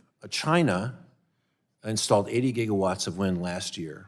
We installed it as a country, 60 gigawatts of wind total. China's not doing it because they're climate warriors. They're installing wind because it's available, it's fast to get to, and it's reliable energy. It's an important part of their mix. And we turned away from that in the big, beautiful bill. We undercut a lot of the incentives that we put in there to get that developed. Also, the message it sends to investors when you do things like that, we cancel a permit that's already been issued, is that you can't rely on the rule of law that's always been a foundation of the entrepreneurial spirit here, the willingness to invest in the United States, the willingness of foreign governments, foreign companies to invest in the United States depends on that reliability, and we've undercut that. And so one energy investor told me that they view now investing in energy, renewable energy in the United States as if they're investing in Vietnam or Brazil. That's the kind of security they feel given what we've seen here. So I think it's a very serious concern. It's a legal concern. I would ask you to see if you could respond to me because I heard also, I've heard all this talk about Keystone Pipeline. And the allegation about Keystone Pipeline is that President Obama and President Biden turned their backs on Keystone Pipeline for ideological reasons. And that upset a lot of people, particularly the workers who wanted to build it. Well, now we sent 1,200 workers home because of ideological reasons. I think this is President Trump's Keystone Pipeline, and I think he needs to answer for it. So if you can help me, if there are any answers to these questions, I'd love to know what they are. But to me, we're really turning the country backward for ideological reasons. While we watch our competitor, China, 80 gigawatts of wind last year, 227 gigawatts of solar. Again, not because they're tree huggers, because they know that's the fastest way to get energy on board. Meanwhile, we did, since 2014, we've done, in North America, 7 gigawatts of interregional transmission, high voltage transmission. About half that in the United States. In South America, the number's 22, in Europe, the number's 44. China has done 260 gigawatts of this. So I think when we revoke permits that are already issued on viable energy sources, we're really setting the cause backward, and I'd love to have answers to those questions. Mr. Chairman, I yield back. Thank you. The gentleman's time has expired and yields back. The chair now recognizes the gentleman from Ohio's 12th District for 5 minutes for questions. Thank you, Mr. Chairman. Thank you for being here this morning, Mr. Novak. I would also like to thank you for your work that you and the department are doing to support the development of affordable, reliable energy in Ohio and across the nation. Mr. Novak, the Department of Energy and Secretary Wright have placed an emphasis on winning the AI race. How do natural gas bans at the state and local level threaten U.S. competitiveness in that space? Well, as I mentioned, one of the promising solutions, we recognize that data centers running NVIDIA AI chips consume a lot more power. They run hotter, they consume a lot more power to keep those facilities cool. One of the more promising solutions out there will be co-located gas-fired generation. As I mentioned, this is something that'll be neutral, maybe even beneficial to ratepayers because you have the capacity to not draw from the grid, in fact, to put surplus generation onto it.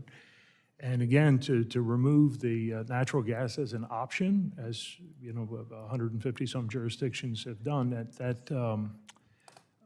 that's something that impedes that sort of solution. And that's not the only sort of solution, but appreciate that, as I mentioned earlier, the best of the above is really a highly contextual assessment of what works, what pencils out, if you will, as an engineering matter, as a financial matter, what can survive without subsidy.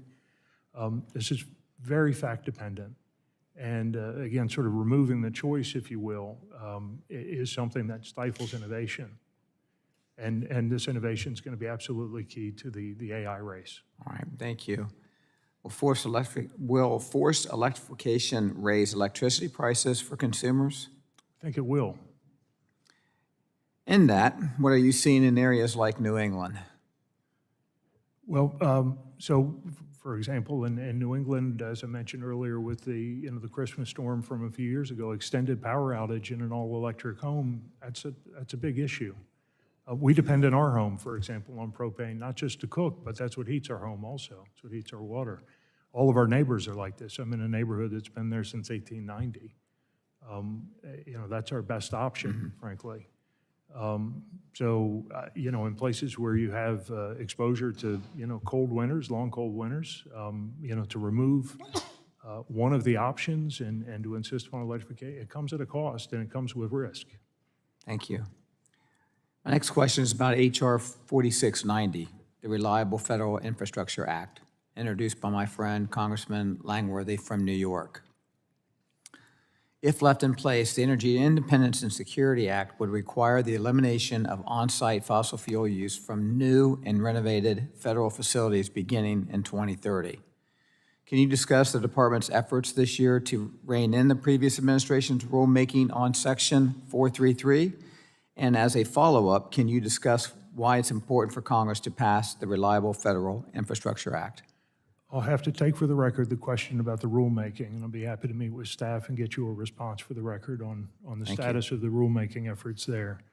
I will mention in regard to the legislation, again, as with homeowners, to remove the option there, regardless of the context, is something we think is it's a bad policy outcome. Federal facilities ought to have flexibility in the same way that homeowners ought to. There are certain things that'll make sense in particular contexts. There are certain things that won't.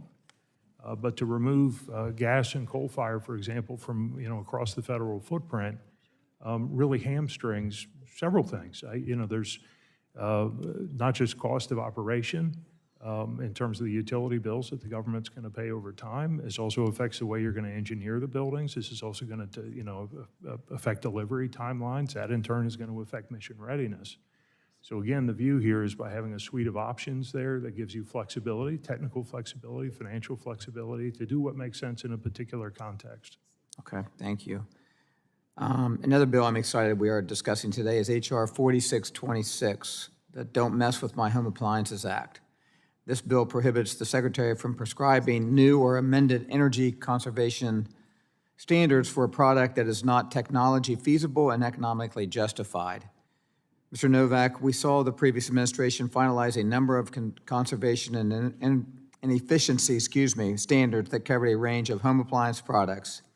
Do you believe these standards finalized by the previous administration were technologically and feasible or economically justified? And you have 8 seconds, sir. Please. Again, I'll take that question for the record. I know that I've been working with the team that's been working on the rules around this to assess the rules. One of the things that this legislation aims to do, again, is to localize some of the assessment here of the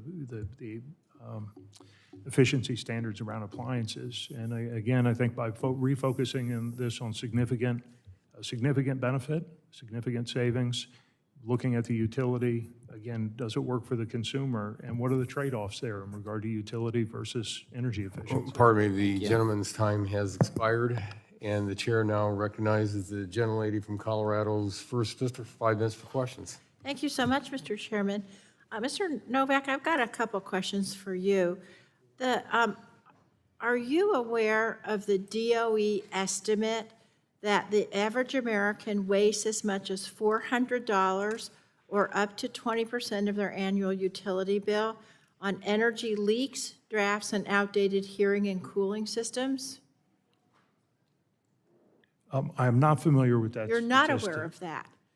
Okay. Are you aware that many Americans are having leaks to their systems? Actually, I take that back. I do believe I have read about this. Yes. the- So you are yes, aware of that? Yes. Thank you. Are you familiar with the organization, the International Energy Conservation Code? I'm familiar with the code, Okay. correct. IECC. Are you aware that they recommend tackling those issues by adjusting air tightness in the building envelope and requiring better sealing to reduce uncontrolled air movement in a building? Correct. I'm generally Yes, familiar, okay. yeah, with the Super. conservation code. Yeah. Are you aware that DOE determined that the 2024 IECC would reduce energy costs by 6.6%? I'm not sure I'm familiar with that statistic. Okay, would you, but you wouldn't question that statistic I'm telling you that's what they said. Okay.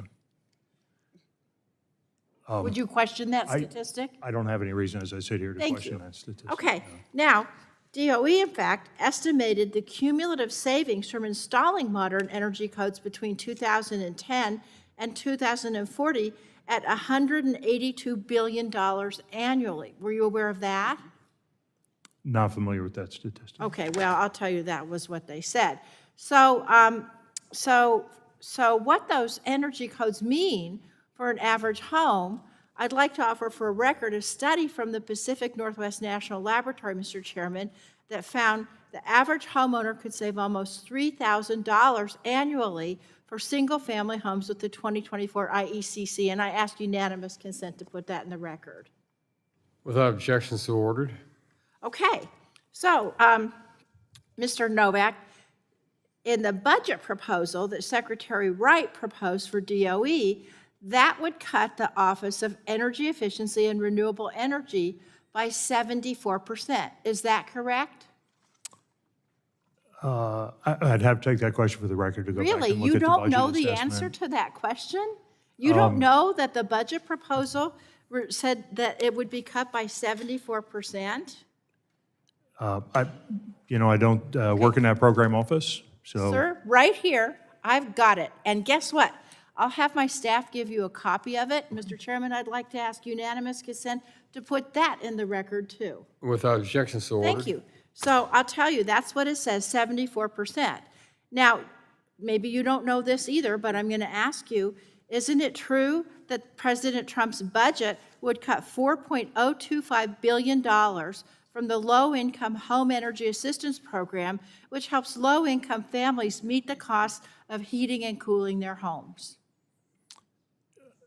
Again, this is quite You a. don't know that either. Well, Wow. I'll say is actually quite a distance from the 8 bills that I'm here to testify to today. Okay, well, I know, but you're supposedly an energy expert. So I will tell you, I've got the budget right here, and it says that, Mr. Chairman, I'd ask unanimous consent to put that in the record, too. Without objection, so ordered. Thank you. Now, maybe you know this, that there, about the reports that keep fossil-fired power plants running could cost consumers $3 to $6 billion a year. And last month, DOE issued an emergency order to keep a Michigan power plant online past its entire intended retirement account. Were you aware of that? I'm aware of the Campbell plant and the emergency order. And the I'm aware intended, of, past the intended retirement date, you were aware of that? I'm aware that any additional costs go through a FERC rate-making Well, proceeding. no, you're not answering my question. They told him to keep it on past the intended retirement date, yes or no? I actually believe the facts Oh, of then the you're not with gonna the answer that. Campbell Okay. plant where it was being retired before the end of its scheduled working life. It was Okay. an accelerated So- retirement according to the plant So you operator. think it's not past the entire intended retirement date? I believe the Campbell plant was a retirement prior to the ended, Right, or the okay. scheduled. Great. Mr. Chairman, we'd love to work with you on these issues, But we can't do it when the administration's cutting all of the funding for people to retrofit and improve their homes. And I yield back. Thank you very much. The gentlelady's time has expired and yields back. The chair now recognizes the gentleman from Texas's 11th District for 5 minutes for questions. Thank you, Mr. Chairman. And almost 80 million Americans voted for a new energy policy because the last administration failed at theirs. So, Mr. Novak, thank you for being here, and you're doing a good job. And we appreciate the fact that you're trying to provide affordable, reliable energy to every American, and in direct opposition of what we saw the previous 4 years. Natural gas plays a huge role in this equation, and not just in homes, but also in managing costs for businesses. So I want to look at what EPCA has required DOE to do to ensure that any new standard is both technologically feasible as well as economically justified. So my first question, which I know you've touched on a little bit, but I'll give you some time to expand. How does DOE weigh the projected energy savings against the upfront costs that consumers will bear when these savings might be modest or indistinguishable? Well, I think that points up why the bill is before the committee, which is the idea to sharpen the assessment of that trade-off there between utility and the energy efficiency gain to the consumer. It's something that, at least in a lot of people's experience, seems to be a bit off. Part of it is that the calculus now includes some things that are quite broad, social cost of carbon, for example, greenhouse gases, which is something a little bit broader and different than what is the energy consumption compared to the usage of this particular device, and what's the utility of the device. So when a proposed standard only offers a very small amount of savings, what process does DOE use to decide whether it's worth moving forward on that? And what input do you gather to pull the facts? I'll have to take that question back to staff that's involved in the project office that actually performs the assessment here. I'll move to federal facilities and Section 433 implementation of the Energy Independent Security Act, which requires phasing out fossil fuel use in newer or newly renovated federal buildings by 2030. So how is DOE approaching this requirement while ensuring that critical facilities, whether they be federal courthouses or VA facilities or military bases, that they can continue to operate reliably, number one, but also in a cost-efficient manner? It is a challenge, to be blunt, and it's a challenge just not in regard to the existing federal footprint, but the addition of any new federal facilities, where the requirement here is to basically be all electric. So this is one of the things, again, that points up, what's motivating the bill here is to again, get some flexibility here so that the energy solution, both for the existing footprint as well as any new facilities, is something that takes into account local delivery options as well as design specs, delivery timeframes, et cetera. Well, the mandate of electrification in a lot of these facilities was one of the reasons that millions of Americans came out and said, that's just not realistic. It's not feasible, it's not realistic. Have you assessed the cost implications for agencies that would need to replace natural gas systems? I mean, what does that look like if we were to go forward, and would it even be possible to do that by 2030? I have to take that question back for the record to see if we have a particular cost estimate. And what about the feasibility? I mean, just from your experience. It's a challenge. We'll just say it's a challenge. Which types of federal buildings, agencies, and entities would suffer the most, and which Americans and which populations demographics would suffer? I'll have to take that question back for the record to see if we've heat mapped that against sort of location and community. I'm worried about, again, military bases, VA hospitals, the facilities that are providing care and help to people that you mandate a switch to electrification, which is not feasible. Would DOE support clarifying or updating Section 433 to provide flexibility for installations when natural gas remains the most reliable option? We would. Very good. Is there anything else that you previously were asked that didn't have time to answer that you'd like to expand on in the next 45 seconds? I think a lot of questions, but we'll keep moving ahead. Thank you, though, for the opportunity. Yeah.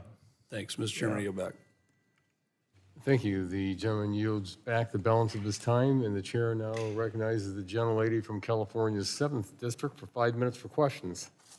Thank you very much, Mr. Chairman. I want to thank you and the ranking member for having this hearing today. Mr. Novak, the Constitution gives Congress the authority to set spending levels. Is that correct? I'm sorry, could you repeat the question? The Constitution gives Congress the authority to set spending levels. Is that correct? Appropriations, correct. So why does DOE's 2025 spending plan completely disregard the spending levels set by Congress? It is- Congress enacted $318 million for solar energy, but DOE is illegally using that funding for other purposes. Congress enacted $137 million for wind energy, but DOE has illegally reallocated 78% of that funding. This is illegal, plain and simple, and it demonstrates a shocking and unprecedented disregard for congressional authority and the law. Do you disagree? Again, that question's quite a ways from the 8 bills that I'm here to talk to today, but I'd be happy to take that question for the record. Okay, well, let me just say that the General Counsel is explicitly responsible for determining the department's authoritative position on any question of law. Now, is that correct? That is correct. Okay, okay. Now, I'm looking at this and realizing that the FY '24 appropriations bill, okay, Section 301D of the 2024 spending bill clearly states that the spending tables and the explanatory statement are legally binding, and Section 1105 of the 2025 spending bill states that the terms and conditions of the 2024 spending bill remain in force, including the requirement that DOE must follow the spending tables and explanatory statement. Now, let me just say this, the Department of Energy is clearly and plainly not quite understanding what is legal here, and it's this committee's responsibility to hold DOE accountable. Mr. Novak, if Congress passes a continuing resolution on September 30th, will you commit to spend the full appropriations enacted by Congress? Again, Yeah. that's, It's outside of your purview, even though you're the general counsel, and well, it's outside of the subjects on which I was asked to be here today, Yeah, to you're- testify on these 8 bills.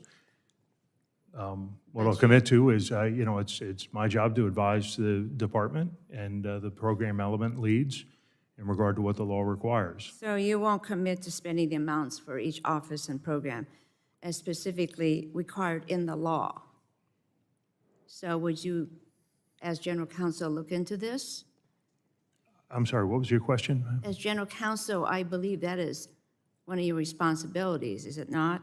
It is to advise on what the law requires, law and regulations require. Okay, Mr. Novak, I authored the Healthier and Greener Schools Act, and that bill was enacted as part of the bipartisan infrastructure law and created the Renew America's Schools Grant Program. The Renew America Schools program provides funding to schools to install upgrades that improve in air quality and student health and save energy. Unfortunately, since President Trump took the office, DOE has withheld that funding, denying children across our country access to cleaner air. Recently, the nonpartisan GAO found that DOE has violated the law by withholding the funding. So what's your response to the GAO finding? I'm familiar with the GAO report. I've read that, and I'd be happy to take for the record a response to the question of the department's throughput in regard to the GAO report Okay, on the Impoundment Act issues. well, DOE must obligate congressional appropriations during their period of availability. And so I'm looking at this, trying to figure out how we actually go through this process. Does the department intend to cancel funding for the Renew America School program? I'll have to take that question for the record. Okay. But I'll just say, are you aware the OMB proposed canceling the Renew America School program in the 2026 budget? Do you have to take that back also? I will. Again, just beyond the scope of what I prepared for today. Okay. So do you recognize that only Congress has the authority to cancel this funding? That's part of the law, is not It's true? my understanding. Okay. So if Congress does not cancel this funding, would DOE follow the law and resume awards under this program? Again, beyond the scope of what I prepared for today, but be happy to take the question for the record. Okay, I will continue to follow up on that.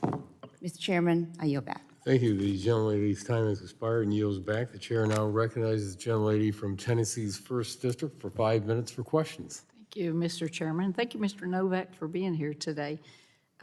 In my district and throughout the East Tennessee region, we're seeing significant advances in nuclear innovation, driven in large part by the President's leadership in the work of this committee.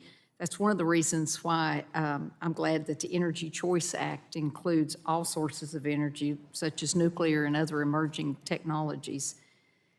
I guess my question is, you mentioned the department is supportive of the Reliable Federal Infrastructure Act, which ensures energy neutrality for federal facilities. Can you explain the cost to the taxpayer to transition a federal facility from oil and gas to other sources, and how that transition might impact reliability?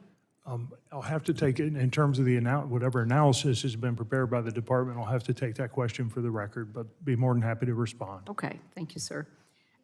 Can you explain why requiring evaluations for mechanical insulation installations in federal buildings saves taxpayer dollars and improves energy efficiency? So these statutory audits, the 4-year statutory audits contemplated by NECPA currently look at the envelope of the building, but clearly there are other sources, there are other places where energy is lost. Yeah. So again, the legislation, what it aims to do is just address that gap and to include that within the scope of the statutory audit. How So many federal buildings do we have you have to do that with? there are a lot, yes. I'd be curious to know. I've heard from manufacturers in my district that complying with the DOE's energy efficiency standards has been very difficult for them, especially when previous administrations changed their testing standard after they changed their energy efficiency standards. So can you provide an update of where DOE is at in the updating the process rule? I'll have to take that question under, for the record there. Well, that would be good. And really, that's all I have for you today, sir. So you're getting off easy from the lady from East Tennessee. Thank you, sir. Mr. Chairman, I yield back. Thank you. The gentlelady yields back, and the chair now recognizes the gentleman from New York's 20th District for 5 minutes for questions. Thank you, Mr. Chair. Before I ask questions or make comments here, let me thank you for all the discussion about the Weatherization Act today. I appreciate the full committee's leadership and the subcommittee's leadership echoing their sentiments to try and get something done on that important bill. So I thank you. Mr. Novak, earlier this year, when Secretary Wright testified before the subcommittee, I had asked him about the status of previously appropriated funding going from DOE's office to state and community energy programs to state partners. This includes funding for programs like the State Energy Program, the Weatherization Assistance Program, and the Weatherization Readiness Fund. Secretary Wright stated that DOE was working to meet the typical July 1st deadline and expected to have the money out shortly thereafter. And to his and the department's credit, on July 8th, DOE sent a press release celebrating the release of these funds and acknowledging President Trump's leadership in tackling energy affordability issues. I entered that press release, this press release, into the hearing record at a similar subcommittee hearing last week, so I won't belabor that point. But I'd like to ask you, Mr. Novak, for a status update on these funds actually being accessible to states so that our constituents may benefit from them. At last week's hearing, we heard testimony that approximately only 6 of 56 states and territories have had their state plans approved by DOE. So, sir, can you provide any clarity on this? Are states being held up from accessing or spending SEP weatherization and weatherization readiness funds because DOE has been slow to approve state plans? I'll have to take that question for the record. I'd be more than happy to follow up with the SCEP team to figure out what the status of the funding is. Okay, I appreciate that, but a number of colleagues on this panel have sent letters to the agency for an update, and I would like a commitment to get that ASAP from the department. Can we get that commitment? Yes, and I will follow up also with our CI team to ensure that we've responded to correspondence. Thank you. If there are, in fact, states currently in this situation, can you provide a timeline for when those states should expect to have their plans approved? I'll take that question up with the SCEP team as well and follow up on the record. Well, I know DOE has lost a lot of personnel in the past 9 months, which I believe may include some positions who have historically reviewed these plans or otherwise helped administer these programs. Are you seeing the effects of the loss of these full-time equivalent positions in implementing DOE programs? I don't have a line of sight on there being a human resource gap, for example, in regard to the administration of community-based grants through the SCEP program or other programs. What I would say is, as a result of the DRP program, we have fewer people.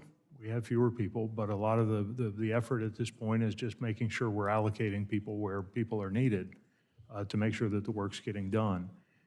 I'd be happy in having the conversation with the SCEP team about the press release and the release of the funding and the status and timing.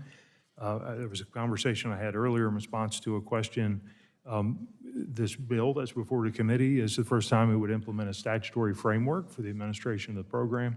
So one of the things that I'm eager to ask and we'll follow up on is how we plan to staff the implementation of that framework.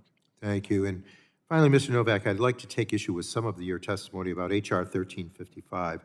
You stated the bill, and I quote, mandates a new government program. I'd like to ask you to clarify this. Has the Department of Energy administered the Weatherization Readiness Fund for the past several years? It is, I think what I intended to say there, I think, is we have a new statutory framework, and the Readiness program, I believe, is a new component, if I'm not mistaken. And if I've misspoken on that, my apologies. But the Readiness program, as I understand it, is intended to fund the improvement of site conditions that would otherwise preclude weatherization efforts. So, for example, there's a safety issue at the site, there's a hole in the roof, it doesn't make any sense to do insulation on the envelope if you've got a hole in the roof. So my understanding is the Readiness is sort of the preparatory site work, if you will. Well, let me ask this then. Has DOE previously published guidance with program rules to support the implementation of the Weatherization Readiness Fund? I'll have to take that question for the record. I think they have. While I agree this bill will authorize the Readiness Fund for the first time, I would like the record to show that this program already exists. It is doing good work, being celebrated by DOE press releases, and it should be this committee's responsibility to make certain that we're formally authorizing the program. And I think it's essential. It's proven to be a benefit to consumers. So with that, I thank you, and I yield back, Mr. Chair. Thank you. The gentleman's time has expired and yields back. The chair now recognizes the gentlelady from Iowa's 1st District for 5 minutes for questions. Thank you, Chairman Latta and Ranking Member Castor, for holding this hearing on building and appliance standard legislative proposals. At our earlier hearing, I raised serious questions about the unintended consequences of efficiency mandates. When I ask a witness about the environmental impact of replacing appliances every 6 to 8 years rather than every 15 to 20 years, for example, landfill burden, critical mineral waste from computerized components, she couldn't provide an answer. Yet we're making these mandates supposedly for environmental protection. This epitomizes the problem. The federal government is imposing costly regulations without understanding their real-world impact. Iowa families shopping for new appliances shouldn't be limited in their choices all for marginal efficiency gains with increased cost and less longevity.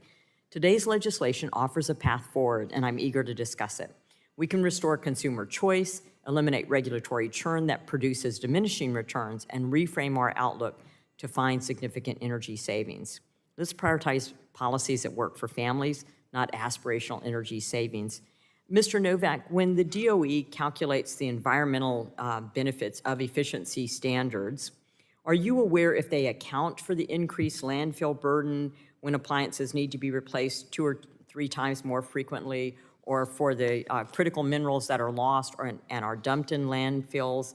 And how do you weigh the short-term energy savings against sending more computerized appliances with critical minerals, as I mentioned, to landfills?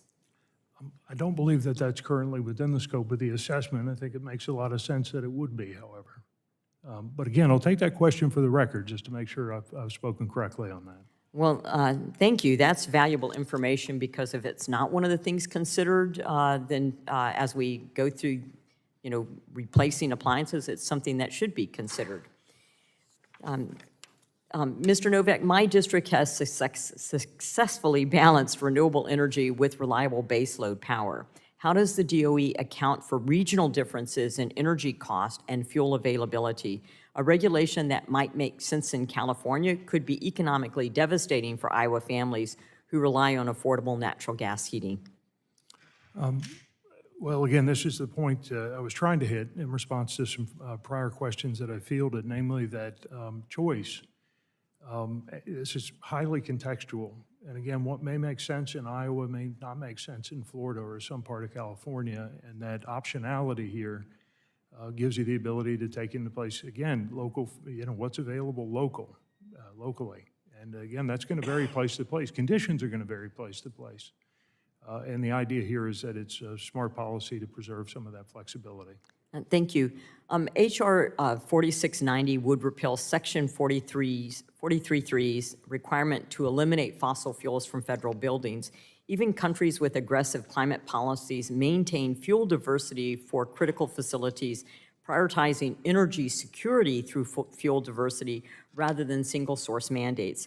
Given that our NATO allies are maintaining fuel flexibility for critical infrastructure, especially after Europe's energy crisis exposed the risks of overdependence on single sources, how does DOE view Section 433 forcing U.S. federal facilities, including military installations, onto an already strained electric grid? Shouldn't our energy security strategy align with our allies' approach of maintaining backup generation capabilities? Again, as a general matter, we support fuel flexibility. Great, thank you very much. With that, Mr. Chair, I yield back the balance of my time.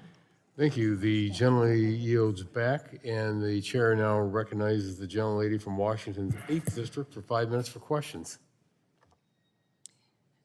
Thank you, Mr. Chairman, and thank you, Councilor Novak, for being here today. I just have to say that, like my colleagues, I am incredibly disturbed and frustrated by the pattern of actions that your department has undertaken in the past year that seem to just be taking us backwards, specifically canceling permits like the one for Revolution Wind that my colleague, Representative Peters, spoke about that was 80% done, employing hundreds, if not well over 1,000 people, and then had the permit revoked. The kind of uncertainty this creates for investors in the energy of the future.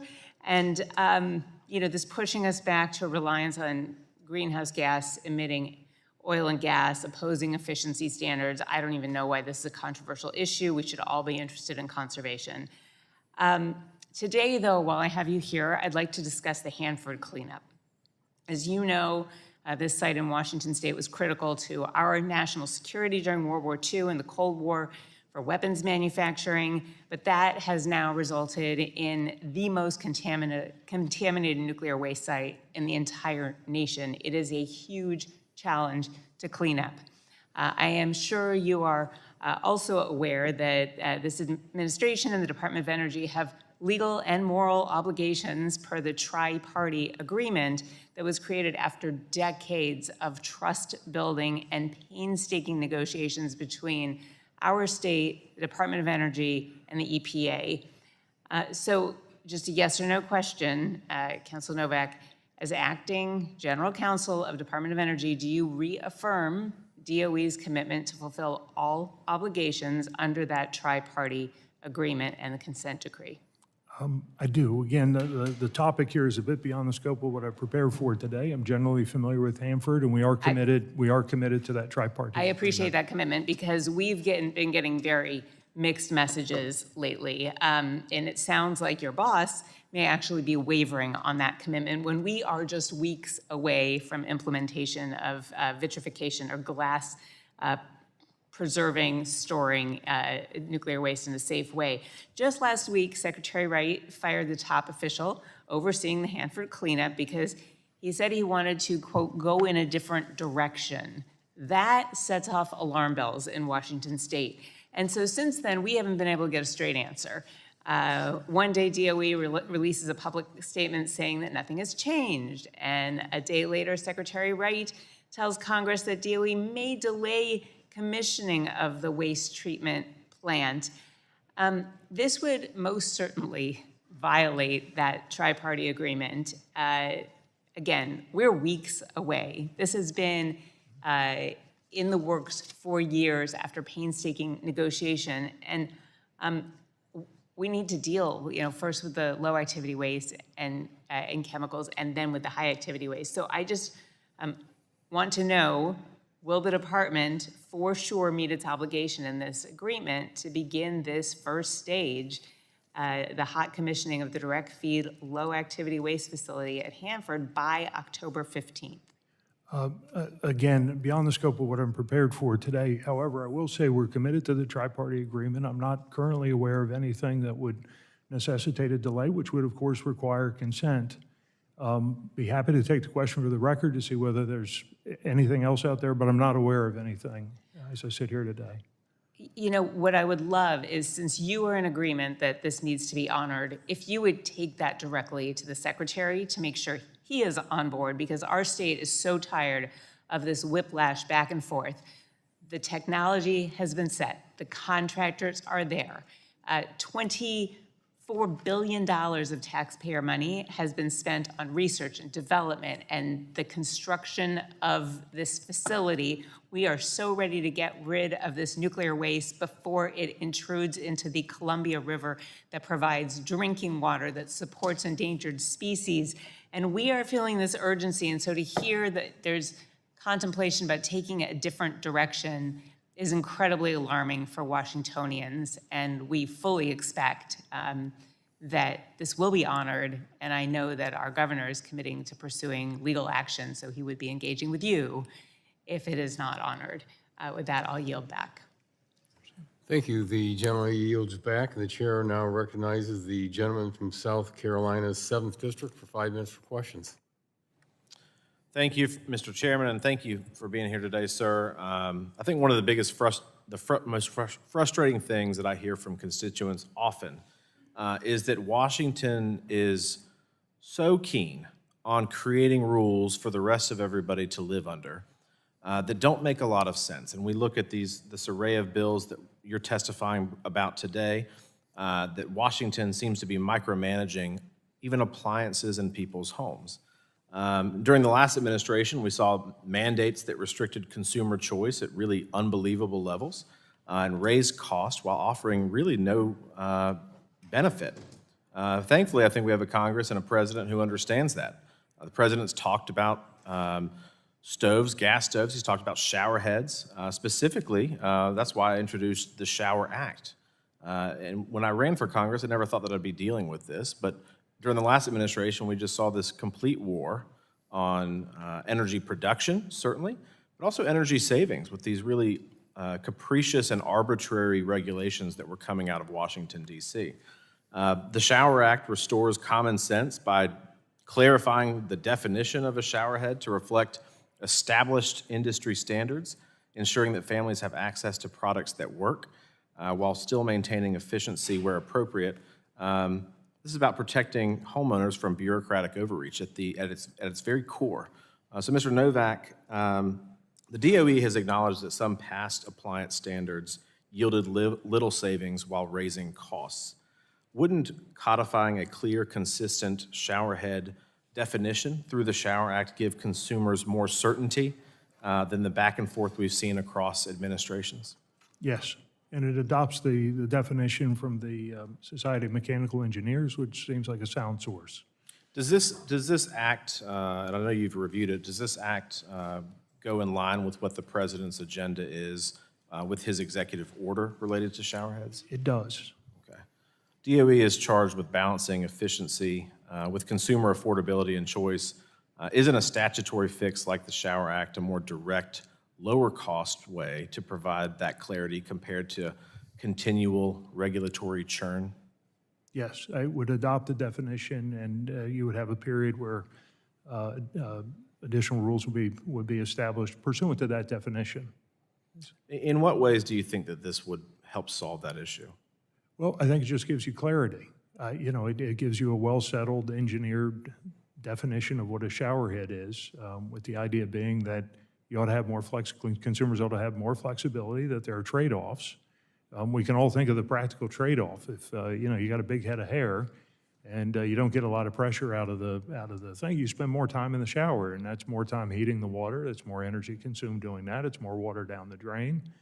There are trades here. There are puts and takes around this, and I think the view here is that this would enable some more flexibility for manufacturers and more choice for consumers. And I think that's the underlying goal, is let the consumers decide what works for them, right? Correct. This is why some people get solar panels on their house and others don't. This is why people elect to get electric stoves and some like gas. This is the same type of model. Educate the consumer and let them make the right choice. Would you agree with that? I do. From a regulatory, does regulatory clarity in the industry, knowing that DOE can't redefine common appliances arbitrarily, does that create more space for innovation than maybe small incremental subsidy programs? I think so. I think so. The idea here is more flexibility means more innovation. Mr. Novak, there's testimony out there and commentary out there that repeated rounds of appliance standards are now producing diminishing returns. Would you share that sentiment, and how would a statutory definition like in the Shower Act or any of these other bills help manufacturers focus on delivering the features consumers actually want, as opposed to the ever-shifting goalposts coming out of Washington, D.C.? Well, I think the objective, as I understand it, and I appreciate I'm not the drafter of this legislation, I'm just here to testify to it, but I think the intent here is to localize the cost-benefit analysis, to really focus on the consumer and the consumer experience, to make sure you've got a threshold in regard to what energy savings you're chasing. If it's marginal savings, but you're giving up a lot of utility, that's something that doesn't make a lot of sense. So the idea here is, you want flexibility for manufacturers, you want choice for consumers, and you can do that with an existing statutory framework that helps, if you will, kind of settle things, if you will, for manufacturers, realizing that, they have their own reliance issues. Absolutely. I think that consumer choice is essential. I see my time has expired, Mr. Chairman. He's running a tight ship today, so I'm going to yield back before he hits me Thank you with very the much. gavel. The gentleman's time has expired and yields back. The chair now recognizes the gentleman from Texas's 33rd District for 5 minutes for questions. Mr. Chairman, thank you very much. And as someone that is getting ready to kick off the start of the outdoor sportsman season, I really hate that something like managing water has become so controversial, managing our natural resources so we can continue to do things like enjoy the great outdoors. It's really sad that we're here. Energy efficiency is not about taking away choices. It's about trying to lower bills, reducing strain on the grid, and strengthening U.S. energy independence. And like I said last week, energy efficiency has a long bipartisan tradition. Of course, Congress passed the EPCA in the 1970s to reduce waste and support American innovation. And then you have the Energy Independence and Security Act of 2007, where you had 95 Republicans voting yes, and that created the Energy Efficiency and Conservation Block Program, and that's when President George W. Bush from my state was President of the United States. And so today, strong efficiency standards reduce demand at peak hours, which helps keep the lights on and lowers the risk of blackouts, especially in a fast-growing state like ours, where it's a much bigger concern about how we use these resources. Weatherization, stronger codes, updated standards, cut household costs month to month while improving comfort and health. And so we want to make sure that we're obviously cutting waste at home and in buildings. And so that also means that we have to make sure that that we're making sure that it's not as volatile of an energy market and more homegrown energy independence. And for low-income families, especially and renters, that have to spend a disproportionate amount of their income on energy, energy efficiency is one of the easiest ways to help deliver relief and improve quality of life. That's one of the reasons why I'm co-sponsor of the reauthorization of the ECBG program, and I support strengthening the Weatherization Assistance Program to also help low-income households. And like I said last week, American engineers and manufacturers have been at the forefront of appliance innovation for a century, And we don't want to walk back those standards so we can let the Chinese take over the space. That would be scary if the Chinese took over this space and they were the ones that were doing all the innovation in this area. And so let's be smart, let's be clear, let's be honest about it, that efficiency and codes are not mandates. They're smart cost savings investments that expand consumer choice and give families healthier, more affordable homes. We want to make sure not to gut DOE's authorities in ways that create regulatory uncertainty and hurts manufacturers and drive up costs for families. And so, Mr. Novak, I wanted to ask you, manufacturers have said they want clear and consistent certification requirements. Wouldn't gutting DOE's authority to set efficiency standards create confusion and raise costs for businesses?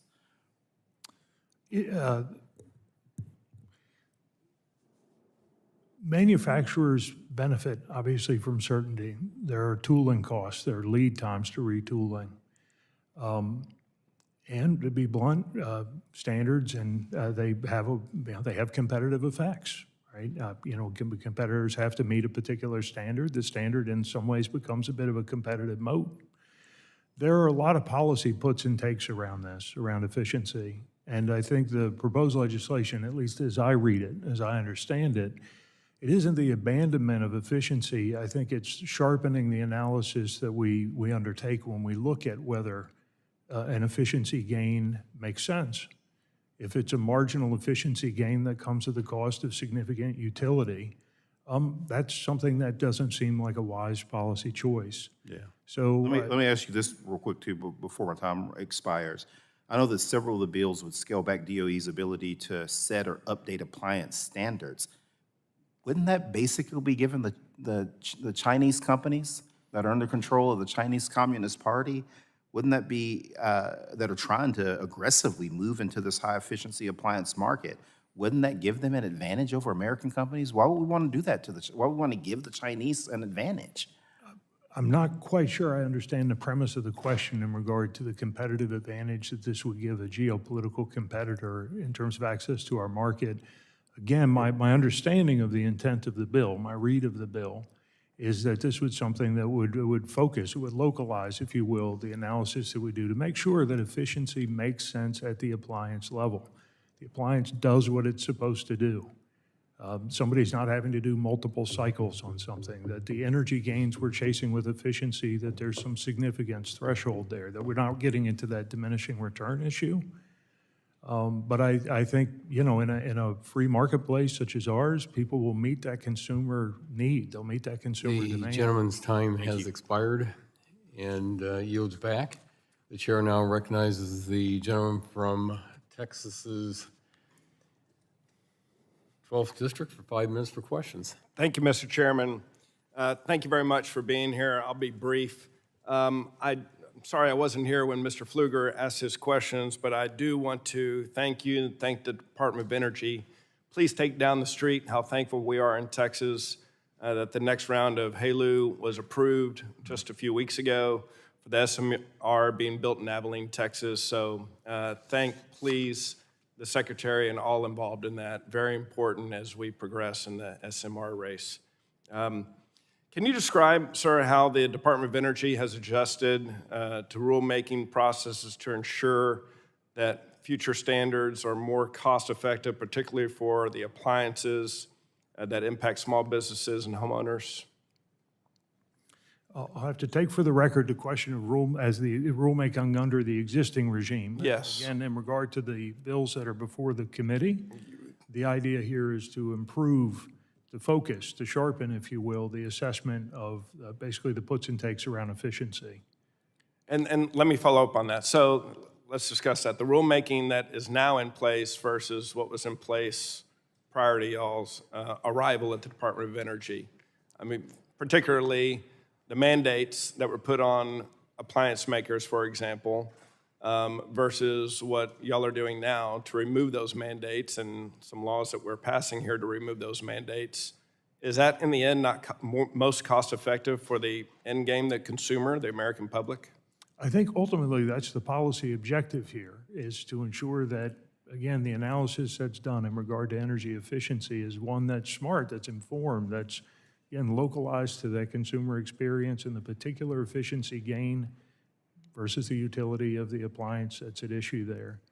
I'll have to take, again, take for the record the question in regard to kind of how we're doing current rulemaking. I'll take that back to the team that manages that. I'd be more than happy to get you a response. Perfect, thank But you. again, that is the ultimate objective, is to have sharp, focused, informed cost-benefit analysis on this. Perfect, thank you very much. Mr. Chairman, I yield back the rest of my time. Thank you. The gentleman yields back, and the chair now recognizes the gentlelady from Texas's 7th District for 5 minutes for questions. Thank you so much, Chairman Latta and Ranking Member Castor. This is sort of the Texans row, I guess, right now. Series of questions from Texans, but I do thank you, Mr. Novak, for being here today, and definitely want to follow up on some of the things that I know have already been raised this morning. But earlier there was a bit of discussion about all of the above, best of the above, different ways that we can get our energy onto the grid and into people's homes and help bring down the cost of living, which frankly, we are in a cost of living crisis right now. We discussed it at last week's hearing, basic necessities for financial stability, but the price of homeownership, the cost of all sorts of essentials is just going up and up. It continues to go up, and these are huge challenges.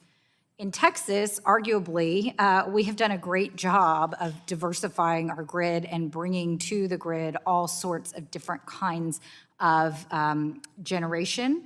And it really is a model. A lot of people have said that the way that we do things in Texas is instructive. And of course, in Texas, we do have an all-of-the-above approach. And we have invested in not only the infrastructure, but also the technologies of today and tomorrow. And one of the challenges we have right now is that Texas does energy of all kinds, and we have really led not just the country, but the world in this energy innovation.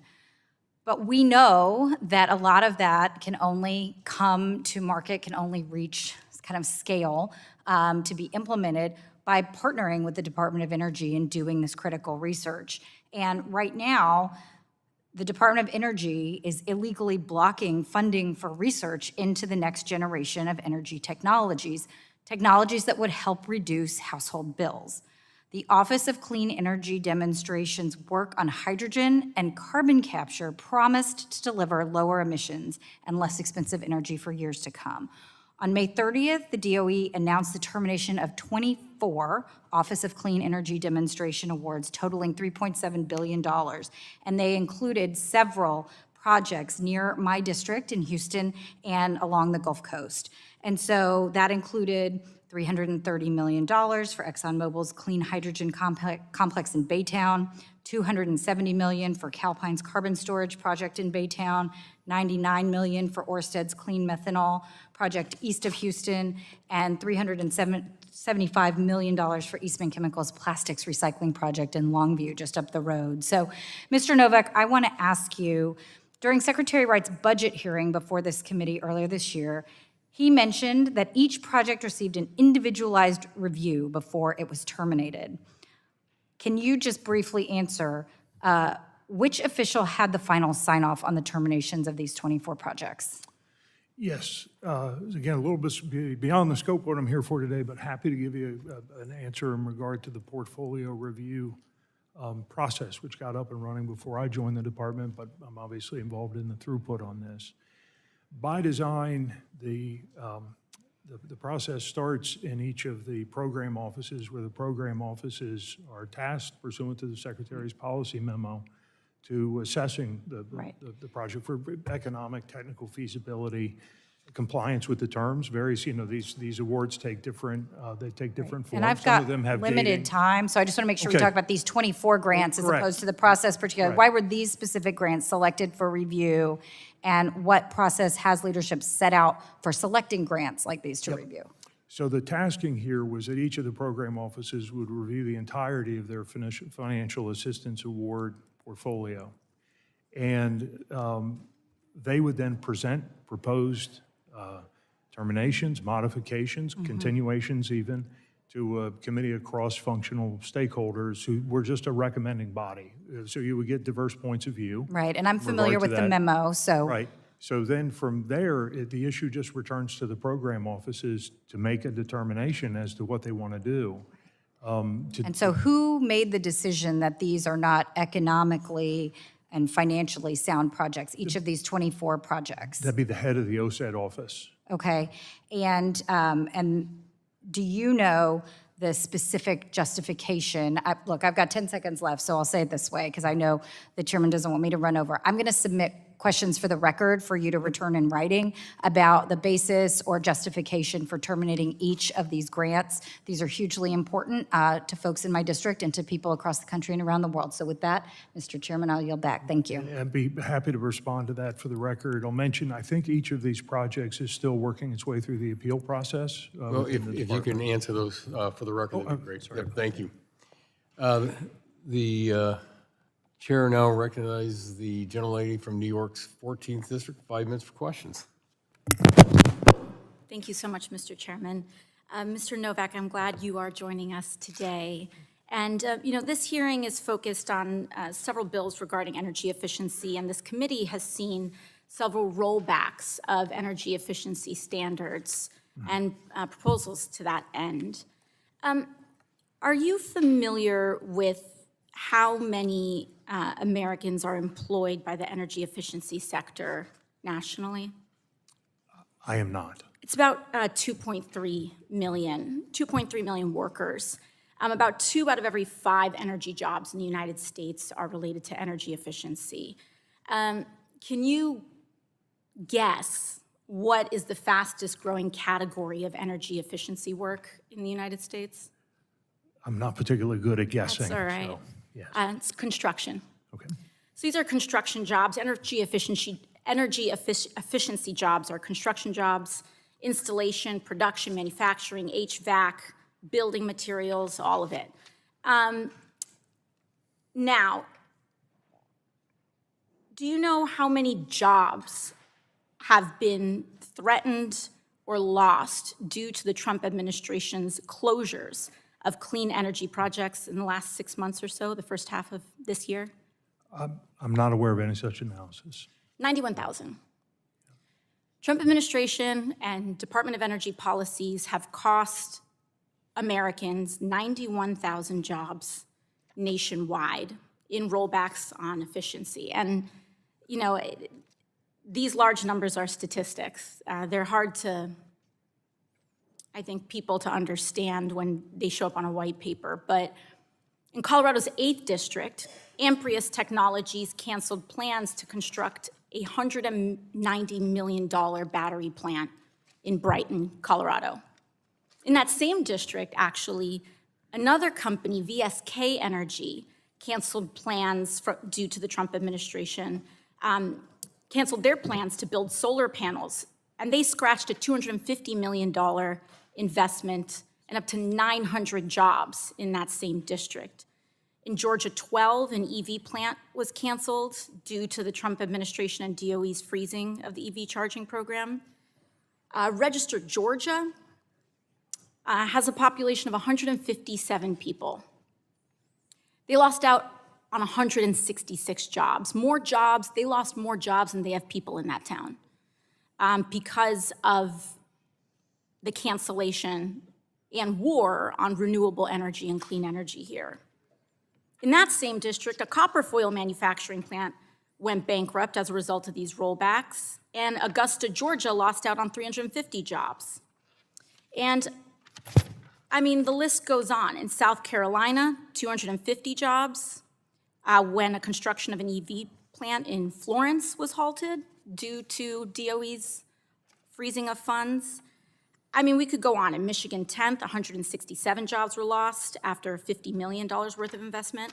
These are all freezes in renewable and clean energy construction and development projects. This is an industry that has been a source of jobs and growth. This administration, the Trump administration, is destroying the American economy, destroying American jobs. 91,000 jobs in this sector alone. I have one simple question. In these towns and areas, what is the DOE's plan to replace those jobs in those affected areas? I'll say this is beyond the scope of what I'm prepared to testify to today. I'd be happy to take the question for the record in regard to the analysis that you cited here in regard to job loss. So in your view, you're the general counsel for the Department of Energy, that's correct? Acting. Acting. And in all that you've seen, have you seen any effort to replace these jobs that are being canceled by the administration? I have not. I'm not sure that You would have come not. my way. But So we're seeing a concerted effort, 91,000 jobs already gone. Now, this is after the administration has also already released a revised report saying we have 1 million less jobs in this economy than there was originally reported. We're actively killing plants and projects in rural places across this country. And I'm hearing today that there's no effort to replace them. And my time is up. I yield back. And if you would, just in writing, answer the lady's question, the general lady's question. Thank you. yes, I can't answer the question because I haven't seen the analysis, but I'd be happy to take the question for the record. Yeah. Well, thank you very much. The chair now recognizes the gentleman from Massachusetts 4th District for 5 minutes for questions. Thank you, Chairman.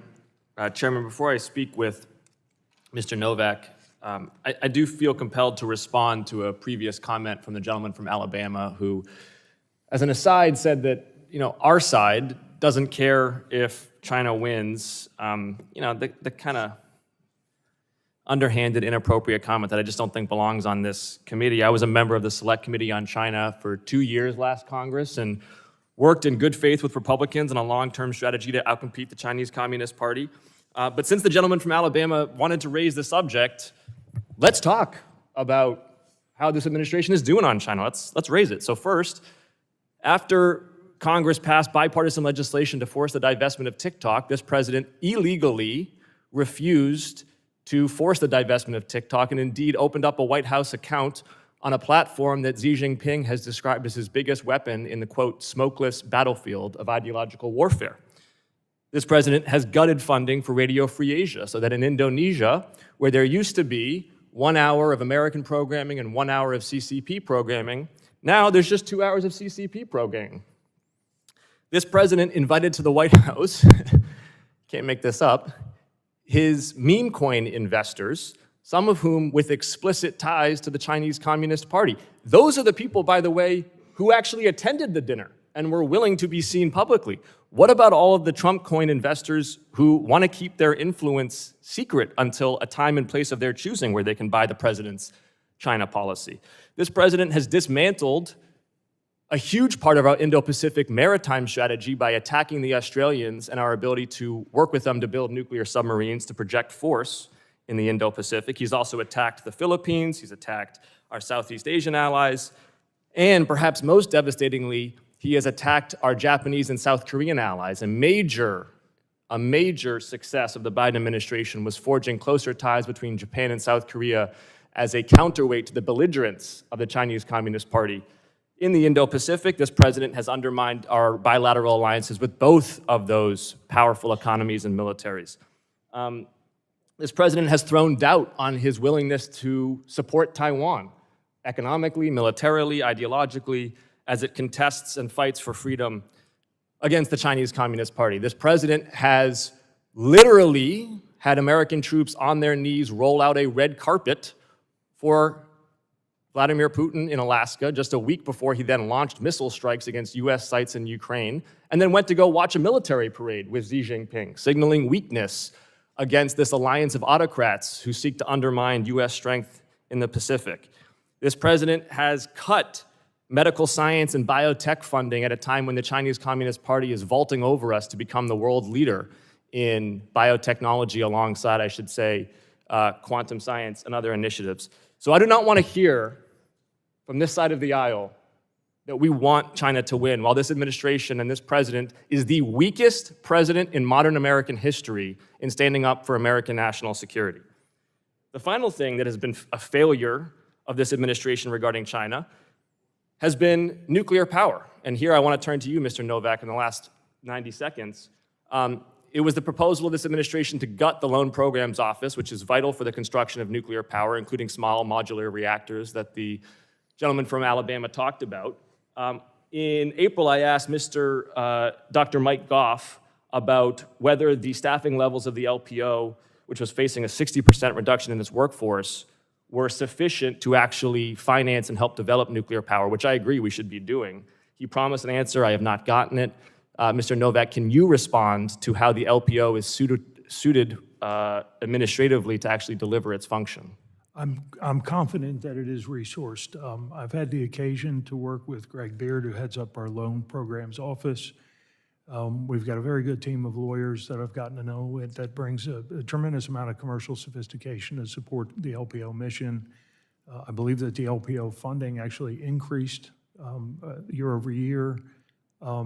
So I would tell you, as I sit here, I'm confident in the LPO mission. Can we get, though, a written response about the staffing levels at the LPO and how that maps on to their mandate? Yeah, I'd be more than happy to get you that. Okay, I'll yield back.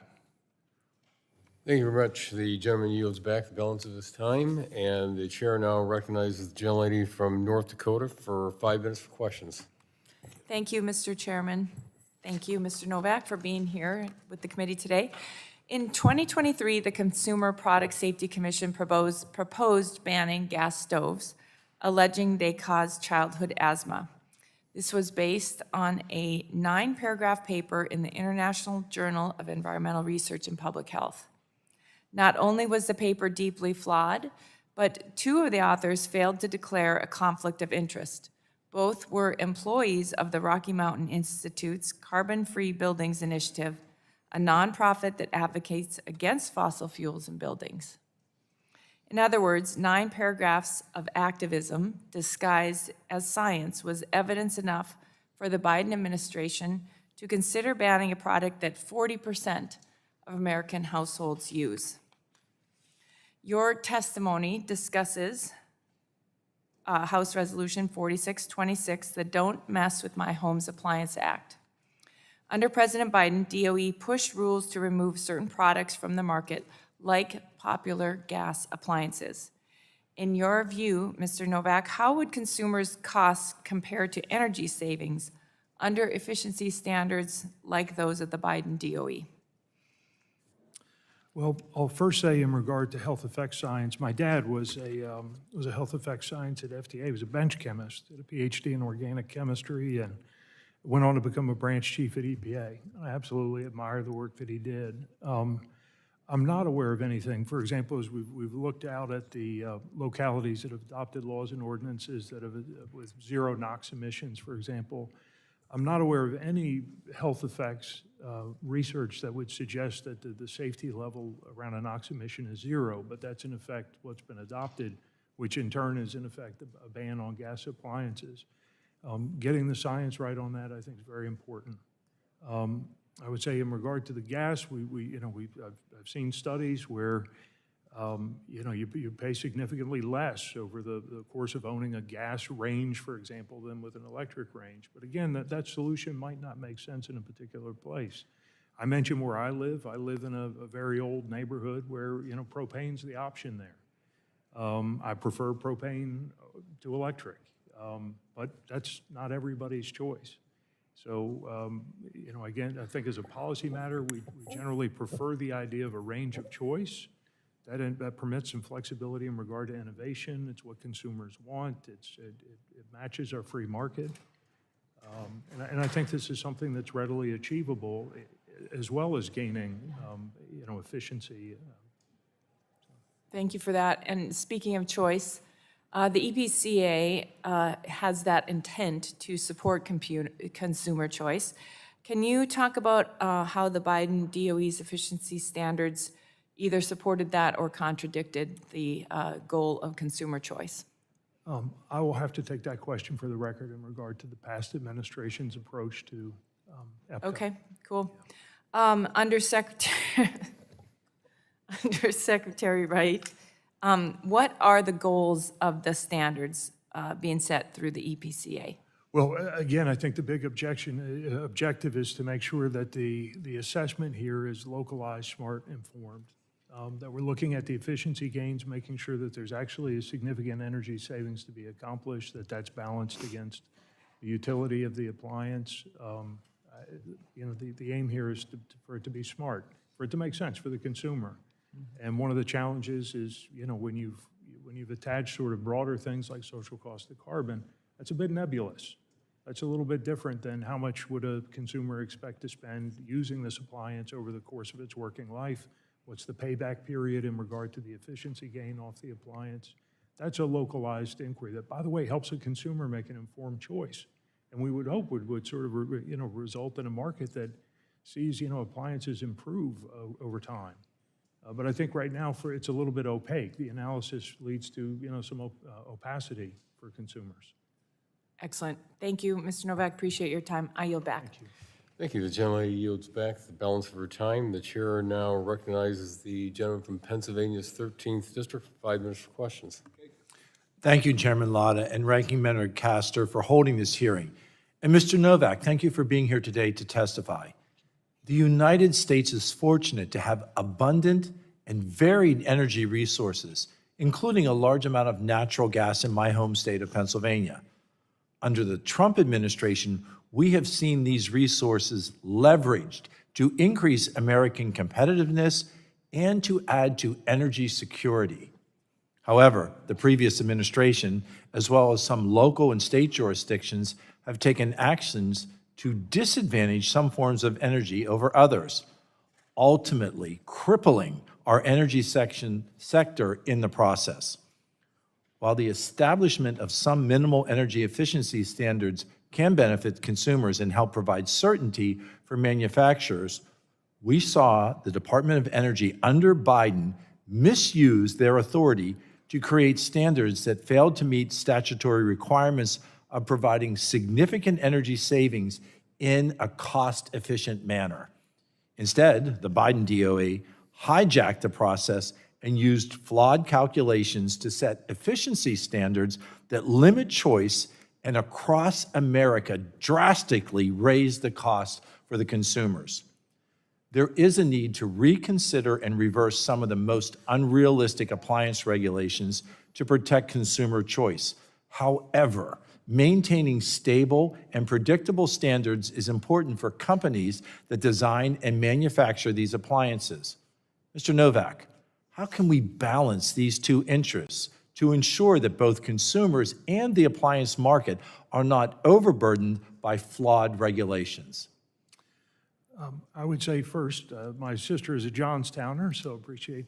Glad to have a constituent sibling in testifying. I think the first key to this is making sure that we're talking candidly about what the trade-offs are here. And as I mentioned in response to an earlier question, to be sure there are equities here in regard to tooling and reliance costs by manufacturers and stability in terms of meeting a marketplace. We also want to make sure that we're being candid in terms of talking about exactly what the trade-offs are for a consumer, exactly what they're getting in terms of the return on the efficiency gain relative to potential loss in utility or even working life of an appliance. And I think this is how we get the balancing right, is making sure that we're having an open and candid discussion about what exactly the trade-offs are. And I think the more concrete we are about the trade-offs, I think the smarter we'll be in the trade-offs we accept. I think you recognizing and talking about Johnstown, Pennsylvania, where there is abundant natural gas, there are abundant resources, but it is consumer choice that must really guide that decision. So thank you for acknowledging that. In your opinion, does the change to the look-back period made by H.R. 4626, the Don't Mess with My Home Appliances Act, does that achieve the proper balance? This is an area where we would really invite technical assistance. I feel like to connect the committee with a technical resource within energy to talk about some of the challenges in implementing look-back will get us a smarter approach to look-back in regard to both its scope as well as its periodicity. So we would invite that conversation. So as we come to the end of a long morning with our first panel, you being the witness, is there anything that you, Mr. Novak, would like to reiterate or clarify from earlier testimony or earlier questioning? Well, first, I want to make sure I've got my response right in regard to the readiness under the weatherization program. And if I misspoke on that, I want to make sure that we get it right. This is an opportunity to clarify that. Yeah, the readiness that's an important thing, and clearly the objective of the readiness program is to ensure that you remove barriers to weatherization, right? That you meet a need there. I'll just add that as the conversation has evolved with this panel, I think there are pretty stark policy choices here. And here's my wish. I've got 5 children, right? I've got 5 children, and as I think about the future that they've got ahead, I recognize all of you have a just awesome responsibility to set policy for this country. We were all born here. We take we take it for granted. It's an amazing, amazing place. My mother's family has been here as long as people have been here, at least Europeans have been here. And I love this place. I've got a son in the Army. I've got kids in public service. I've got, my in-laws were in public service. My parents were public servants. This is an amazing place, and you all are stewards of it and the policy choices that are made. And what I promise to you is, although I'm new in my job, I'm all of 3 months, I think, and 2 weeks into my job, so I'm still learning a lot. And apologies for the number of things that means I have to take for the record. But I promise you this, which is I want a candid, open discussion about these policy choices. Doesn't mean we'll always agree, but I really want that conversation.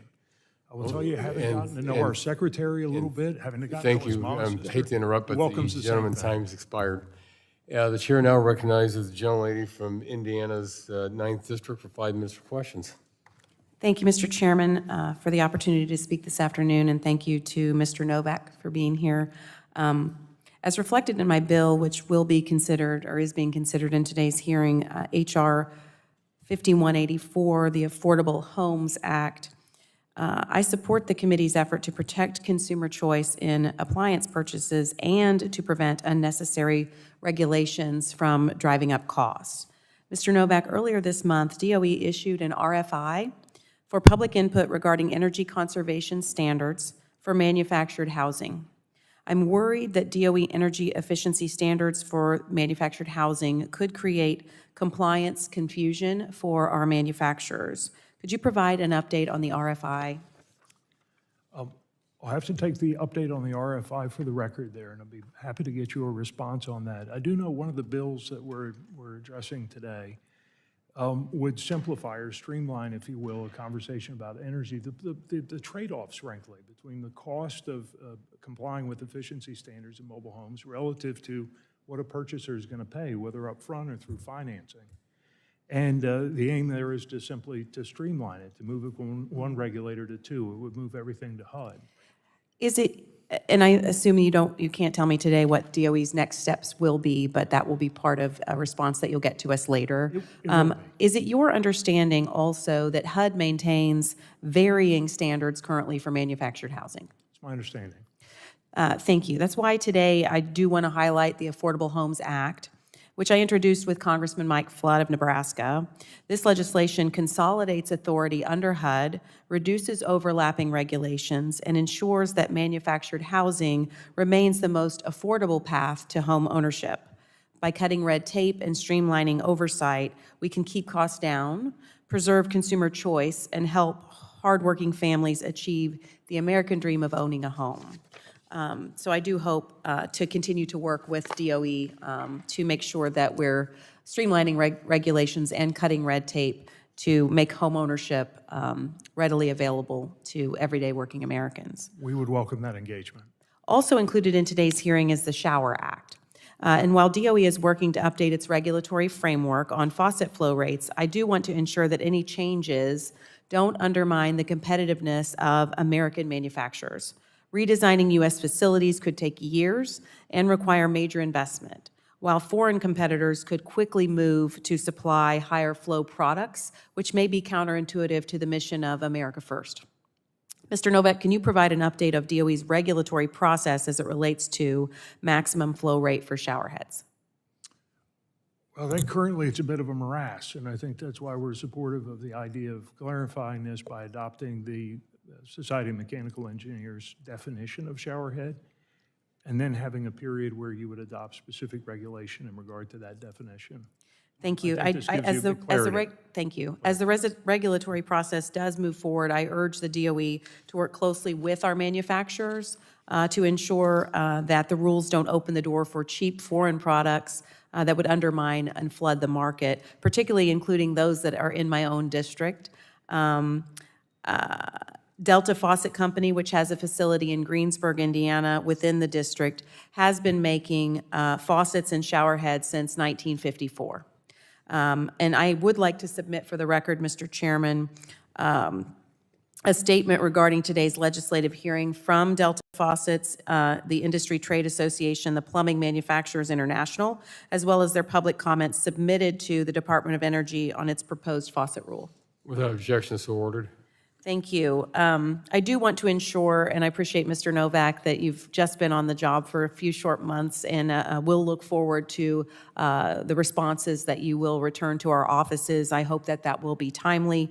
I just, in my final closing comments, want to ensure American competitiveness and that our companies are being put in the best position to be competitive and not undermined by foreign entities, particularly China. I want to thank our witness for the time and testimony on these important issues.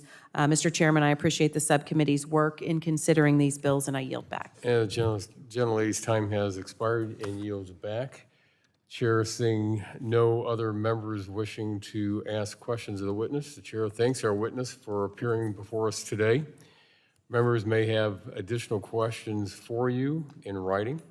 I remind members that they have 10 business days to submit additional questions for the record, and I ask that our witness does his best to submit the responses within 10 business days upon receipt of those questions. We'll now move into the second panel of our witnesses today, and we'll begin their testimony shortly. So thank you very much for coming, Mr. Novak. Thank you.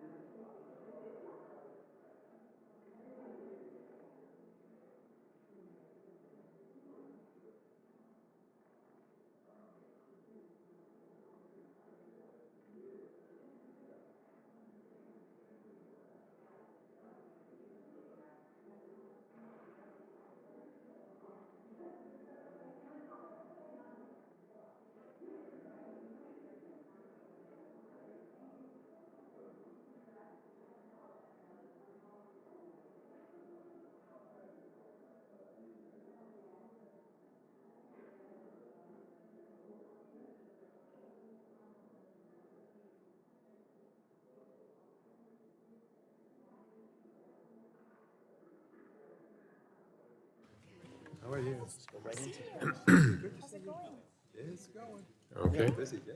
I know. Well, good afternoon. We have members that will be coming back because I think they thought the first panel was going to go a little bit longer, but they'll be coming back in. But again, good afternoon. We want to thank our witnesses for being here today and taking the time to testify before our subcommittee.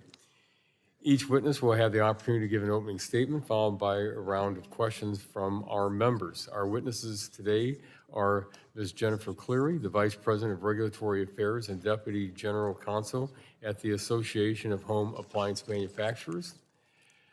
Mr. Brian Tebenkamp, am I correct in just pronouncing your name? I just want to make sure. Tebenkamp. Tebenkamp, the President and owner of Patriot Homes. Thank you very much. Mr. Andrew Dolosky, the Executive Director at the Appliance Standards and Awareness Project, and Mr. George Lowe, the Vice President of Governmental Affairs and Public Policy at the American Gas Association. We appreciate you being here. And you might have already got the instructions on the box, but when you're timed up, you'll see a little red light appear, and if you would finish your statement, we'd appreciate it. And with that, Ms. Cleary, you are recognized for 5 minutes for your opening statement.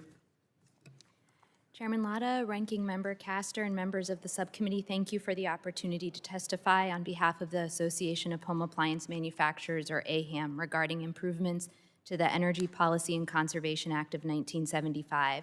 I'm Jennifer Cleary, Vice President of Regulatory Affairs and Deputy General Counsel at AHAM. Our goal is to improve EPCA, to ensure American families continue to have access to a range of affordable products with the performance and features they want. AHAM's scope includes products like refrigerators, clothes washers and dryers, dishwashers, window air conditioners, air cleaners, and cooking products. We don't cover things like light bulbs, equipment that is built into your home like water heaters, HVAC, or plumbing. We appreciate the subcommittee's attention to EPCA. This isn't a law that people generally sit around the kitchen table and talk about, but it impacts every home, every day. From the time we wake up in the morning to cook breakfast for our families, people are using appliances until we load dishes at the end of the day. Home appliances make our lives easier, safer, and healthier. Since President Reagan signed NACA into law, there have been many changes in how we live and work. The Berlin Wall fell. We have personal computers, email, video calls, and smartphones. This law was written when we were using wired telephones. EPCA needs to be updated to remain relevant. Home appliances are a success story. Our products have undergone continual improvements in energy and water efficiency over the last almost 4 decades. No other consumer product sector's efficiency has been more often regulated. Some appliances have been subject to as many as 7 rounds of standards. The energy and water efficiency gains for home appliances are dramatic. For example, the average dishwasher made today uses 50% less water and 37% less energy than models made in 1998. That means you would have to hand wash a full load of dishes in only 1 minute to use less water than your dishwasher. The average refrigerator made today uses nearly 58% less energy than refrigerators built in 1980, with nearly 32% greater capacity. If the automotive industry achieves similar efficiency gains as appliances have, the average minivan would get about 80 miles to the gallon and have 3 extra seats. AHAM and our members support maintaining a system of federal standards. A national program benefits consumers by displacing costly, conflicting state requirements that interfere with interstate commerce and make it hard to sell a full range of products across the nation. In fact, this is the central balance EPCA strikes. Improvements in efficiency are more achievable on a national scale. Because home appliances have undergone so many standard changes, there are diminishing returns from further tightening standards. Additional changes using existing technology may not be possible without sacrificing product performance, features, or affordability. AHAM hopes that today's hearing will provide momentum toward much-needed improvements in the Appliance Standards Program. AHAM has been testifying before this subcommittee since the early 2000s, seeking modernization and reform to this law. We believe now is the time to get it done and bring this home for consumers. The Don't Mess With My Home Appliances Act makes strides at addressing several key issues. Most importantly, AHAM strongly supports the bill's elimination of the provision in EPCA known as the 6-year look-back. EPCA requires DOE to review standards every 6 years, resulting in a never-ending regulatory churn regardless of who is in the White House. Regulation should be based on the opportunity to conserve energy in a cost-effective way that preserves consumer choice, not on a ticking clock.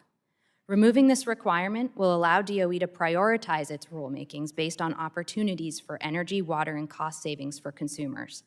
Importantly, removing it will not prevent DOE from continuing to advance efficiency when it is justified to do so. There are some changes outlined in my written testimony that we suggest to make the bill stronger, including, for example, first, protect national consistency by strengthening preemption to maintain a national marketplace and avoid states becoming de facto federal legislators.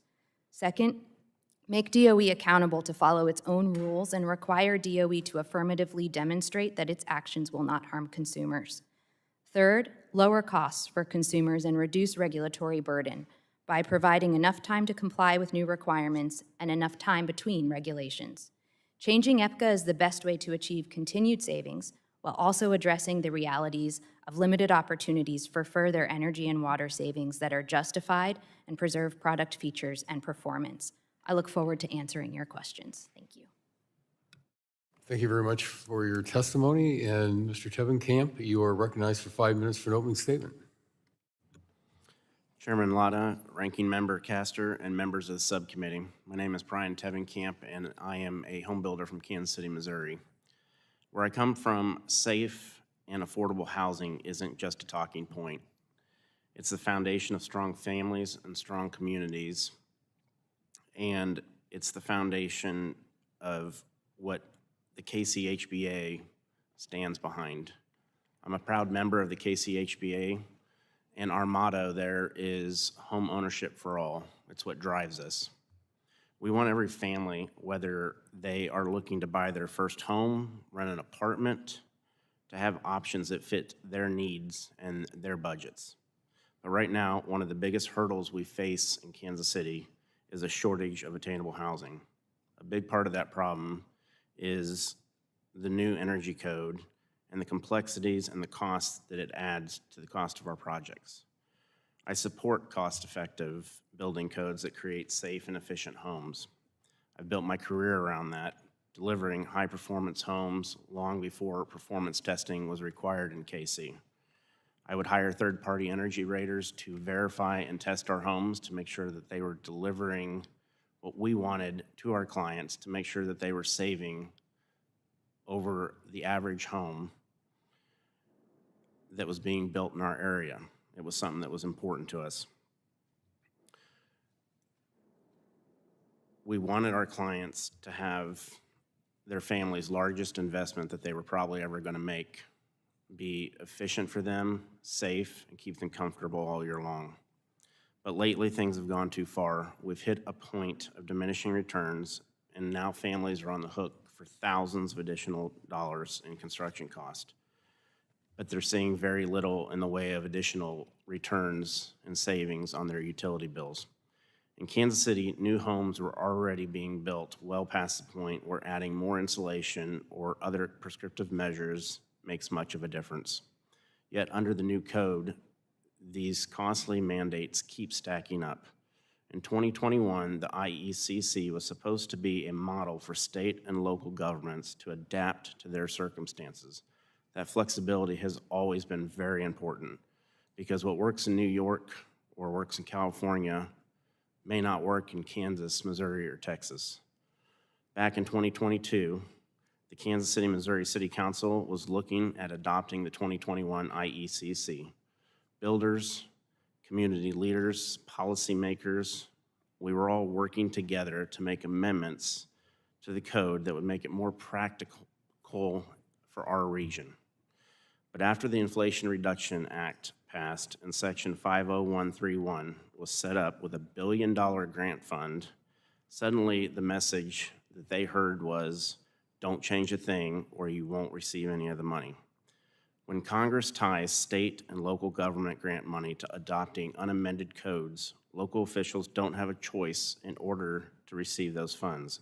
That's exactly what we saw play out in Kansas City. When the code took effect in October of 2023, home building in Kansas City nearly stopped. For over 3.5 months, the city did not issue one single-family building permit. Before that, the average was 66 permits a month. The number of builders active in the city plummeted from 98 in 2023 to just 22 in 2024. That's a 78% decline. These numbers come straight out of the city's own permitting system. And I can tell you what that looks like on the ground. In April of '24, my company applied for what should have been a simple basement finish permit. That process would normally take a few days. This time, it took an agonizing 39 days, 17 emails, and a final plea to city management and leadership for help. Meanwhile, our crews sat at home without any work to do. And the cost for that family, well, they are just as frustrating. That particular home was already HERS rated with a score of 62, meaning that it would save that family about $2,500 over the average American home at that time. But they had to comply with the new energy code, and they spent over $10,000 additional construction dollars to comply with that code for that basement. What did they get for that money? They got a single point improvement on their HERS rating, which equates to about $2 in savings on utility cost in a year. That doesn't add up for the families I serve, and I certainly don't think it adds up for your families either. That's why I commend Congressman Goldman for introducing the Homeowner Energy Freedom Act to repeal Section 50131.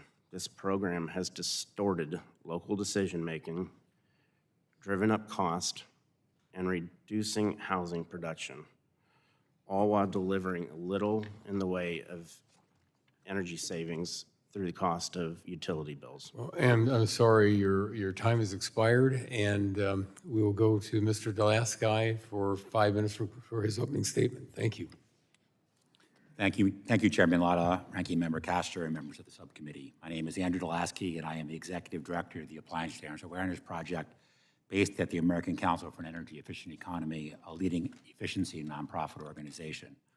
Guided by a broadly representative steering committee, ASAP carries out research, analysis, and advocacy in support of standards that cost effectively save energy and water, reduce utility bills, and pollution. I'd like to focus my remarks on how appliance and equipment standards have saved consumers money and bolster the electric grid, but would be threatened by H.R. 4626. Then I'll offer my support for H.R. 1355, the Weatherization, Enhancement, and Readiness Act. The U.S. Appliance and Equipment Standards Program, established and updated numerous times on a bipartisan basis, protects U.S. families and small business owners from needless energy waste. Less energy waste means lower utility bills month after month, year after year for families. It means preserving electric grid capacity for growing electric loads so we can win the race to lead the world in artificial intelligence and manufacturing. These standards ensure that manufacturers and importers include cost-effective, energy-saving innovations throughout the wide variety of choices they offer in the marketplace, not just in their top-of-the-line or specialty products. Let me put some numbers to this. According to DOE, existing efficiency standards help the typical U.S. household spend $576 less on utility bills in 2024. Standards scheduled to take effect will boost annual savings to roughly $700 per year for the typical family. That's real money, especially for families on tight budgets stressed by rising electricity prices. While some cite diminishing returns for certain products, the overall picture for future efficiency gains is promising. Technology innovation keeps opening new opportunities for cutting energy waste and saving families money. We estimate that stronger standards, which could be issued over the next decade or so, could lower family utility bills by another $150 a year, driving total annual savings to about $850 from this important energy saving and energy waste reduction program. And they could cut peak electricity demand by 32 gigawatts. 32 gigawatts, that's about the equivalent of 100 large power plants. We need that capacity. We can't afford not to go forward with improved efficiency.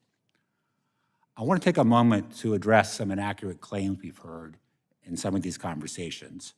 First, some argue that appliance standards restrict choice. Nothing could be further from the truth. Visit any big box appliance seller, take a look online. Buyers have a dizzying array of options. More than 11,000 refrigerator models on the market today, more than 1,400 models on clothes washers and dishwashers. Efficiency standards ensure that all of these choices and models at any available price point include energy innovations that save people money. Second, some have suddenly started blaming efficiency for products that fail early. Now, there have always been lemons, and it's frustrating when products break before they should, but it's just not accurate to blame the efficiency standards. Rather, problems can be traced to manufacturers, some manufacturers who cut corners, like using plastic parts rather than metal parts. In other cases, manufacturers include features or gizmos, some of which consumers want, some of which they don't, that are unrelated to efficiency, but are prone to failure. And finally, some manufacturers make it hard to fix their products by limiting access to diagnostic information and charging high prices for replacement parts. HR 4626 would severely weaken the appliance standards statute.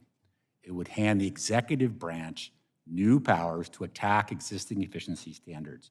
It would weaken states' rights by blocking them from setting efficiency standards, even when no federal standards apply. It would eliminate accountability for DOE to review standards from time to time, and it would set additional roadblocks designed to stymie future progress. Proponents of the bill claim it would protect consumer choices, but existing law already ensures that consumers have access to product features they value and prohibits DOE from eliminating categories of products that use a particular fuel type, like gas. So at a time when utility bills are already outpacing inflation, this bill would mean even higher costs for American families and businesses. It will lead to increases in electricity demand when that capacity is needed for AI and manufacturing, and would create a treacherous regulatory landscape for domestic manufacturers, potentially allowing importers to undercut them after they've already invested to comply with pending standards. I urge you to reject this bill. In contrast, the weatherization bill before you is sorely needed. This program provides essential help to households struggling to stay safe and pay their energy bills. This bill would reauthorize the program and ensure that more homes can be made ready for weatherization improvements and have access to adequate resources to carry out upgrades. Thank you very much for the opportunity to testify. Thank you very much. And Mr. Lowe, you are recognized for 5 minutes for your statement. Chairman Latta, Ranking Member Castor, members of the committee, thank you for allowing me to testify today. George Lowe, Vice President of Government Affairs and Public Policy. I'm sorry, could you pull your mic just a little bit closer up there, please? Thank you. Vice President of Public Affairs and Government Policy at the American Gas Association.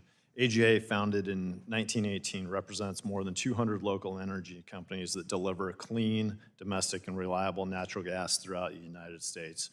More than 79 million residential, commercial, and industrial natural gas customers in the U.S., 94% of which are our member companies, and more than 74 million homes in that receive their gas from AGA. Natural gas remains popular among consumers, with more than one new residential customer signing up every minute of every day, along with 60 businesses joining them. Nearly 189 million Americans in total use natural gas because it's affordable, reliable, safe, and essential to improving our environment. A typical new home that uses natural gas for heating, cooking, and drying clothes saves an average of $1,132 per year compared to a home using electricity with those appliances. Lower fuel prices and investments in energy efficiency for customers within our 1.2 million miles of pipes continue to drive consumer savings. I'm testifying today in support of legislation being considered, but I would be remiss if I didn't take this opportunity to correct the record of the role of natural gas utilities in energy efficiency and appliance standards.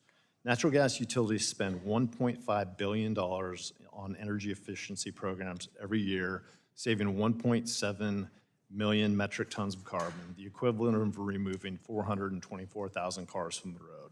There are hundreds of natural gas utility energy efficiency programs across the United States, providing guidance, funding for weatherization, technical assessments, training, and programs for equipment replacements and upgrades.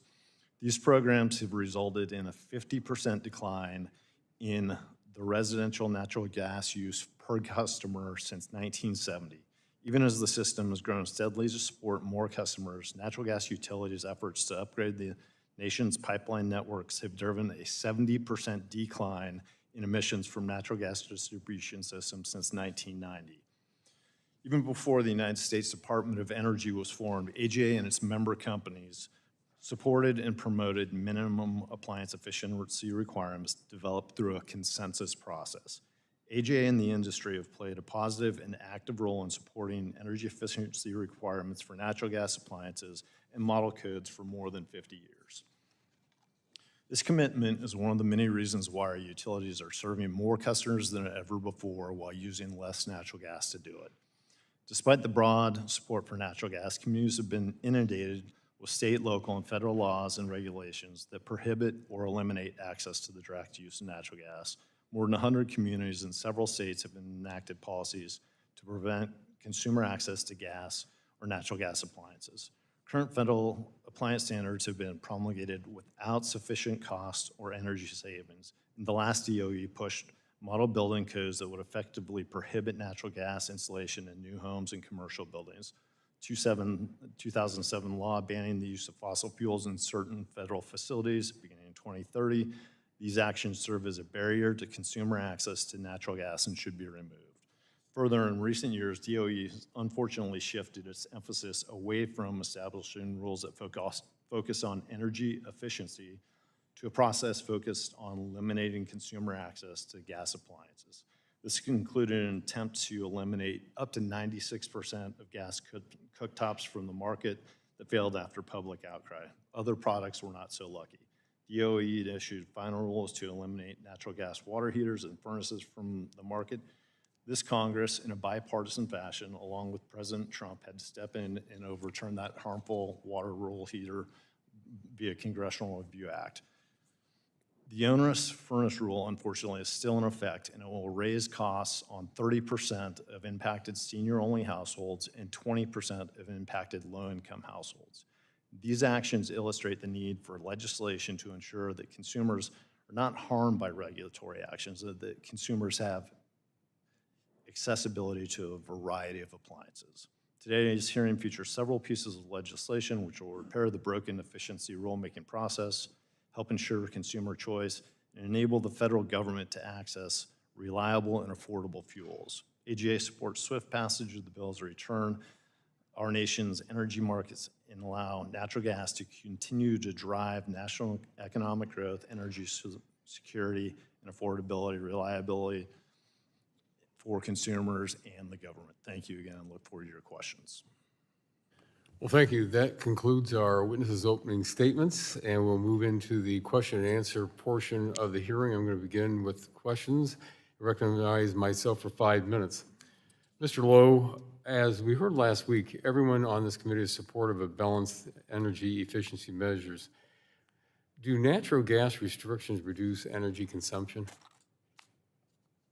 Do natural gas restrictions reduce energy consumption? No, I would say, in fact, in the case of Section 433, it is likely to increase energy consumption for the federal government. The direct use of natural gas is about 91% efficient. And electricity is about 34%.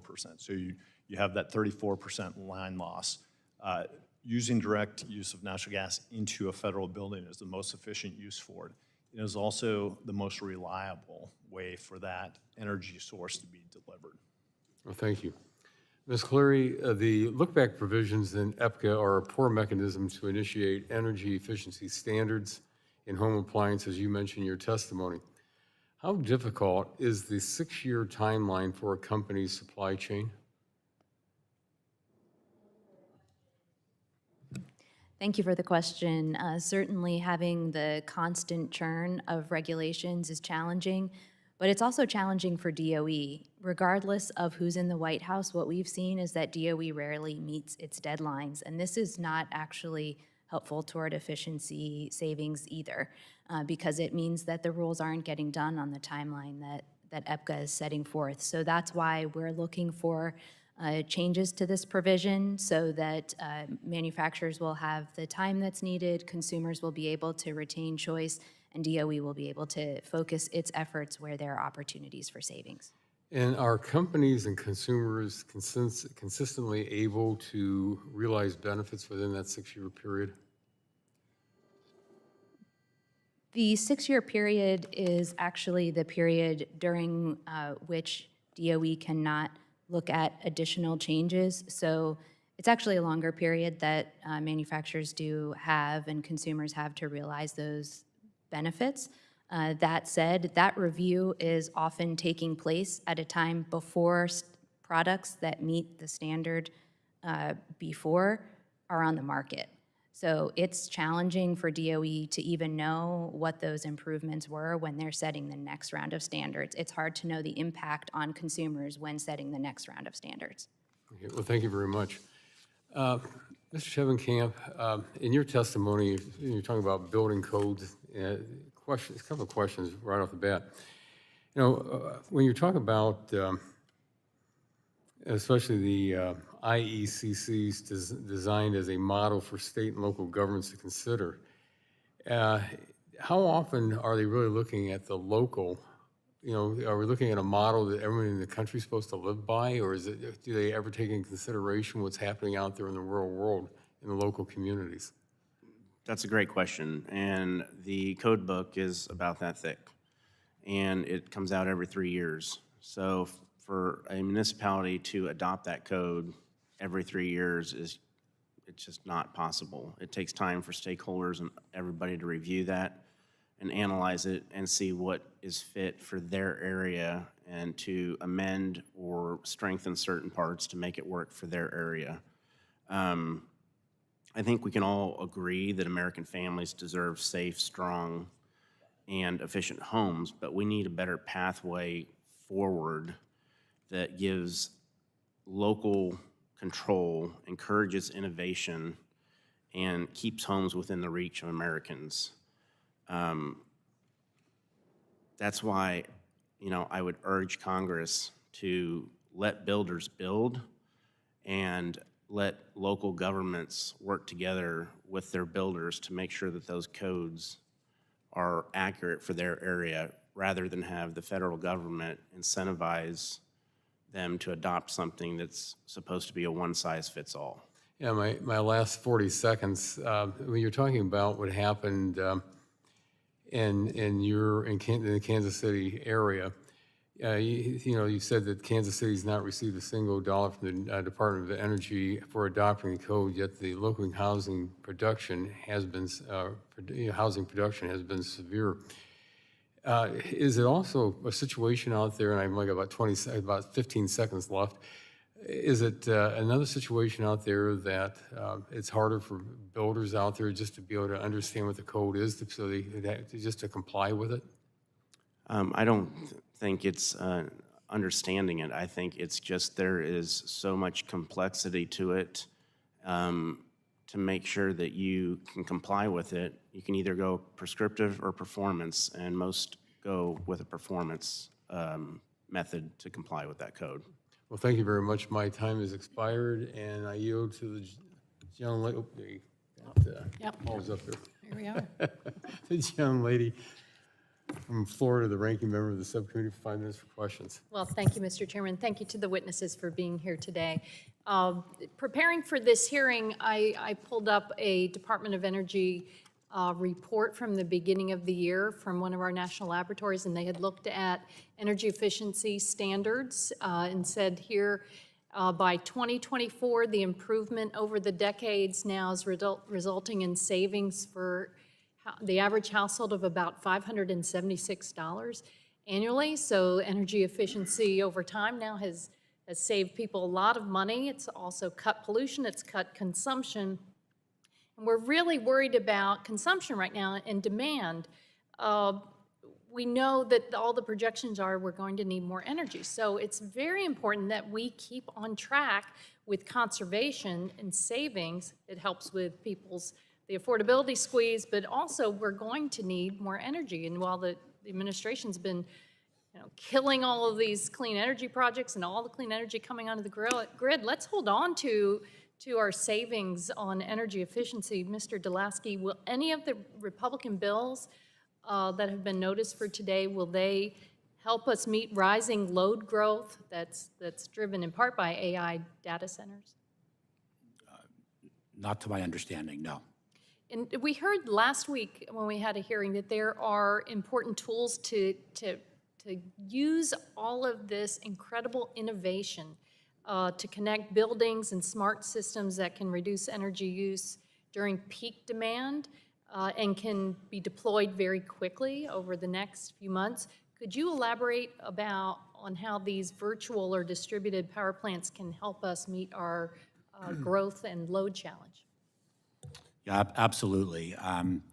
Load growth is a huge challenge. ICF recently put out an analysis showing about 25% growth by 2030, 78% by 2050. So we need to allocate all of our energy resources, including efficiency, in a way to meet that demand. Innovative virtual and distributed power plants are an emerging tool to help us do just that. And this is, of course, in addition to the baseline you get from efficiency standards and other efficiency policies.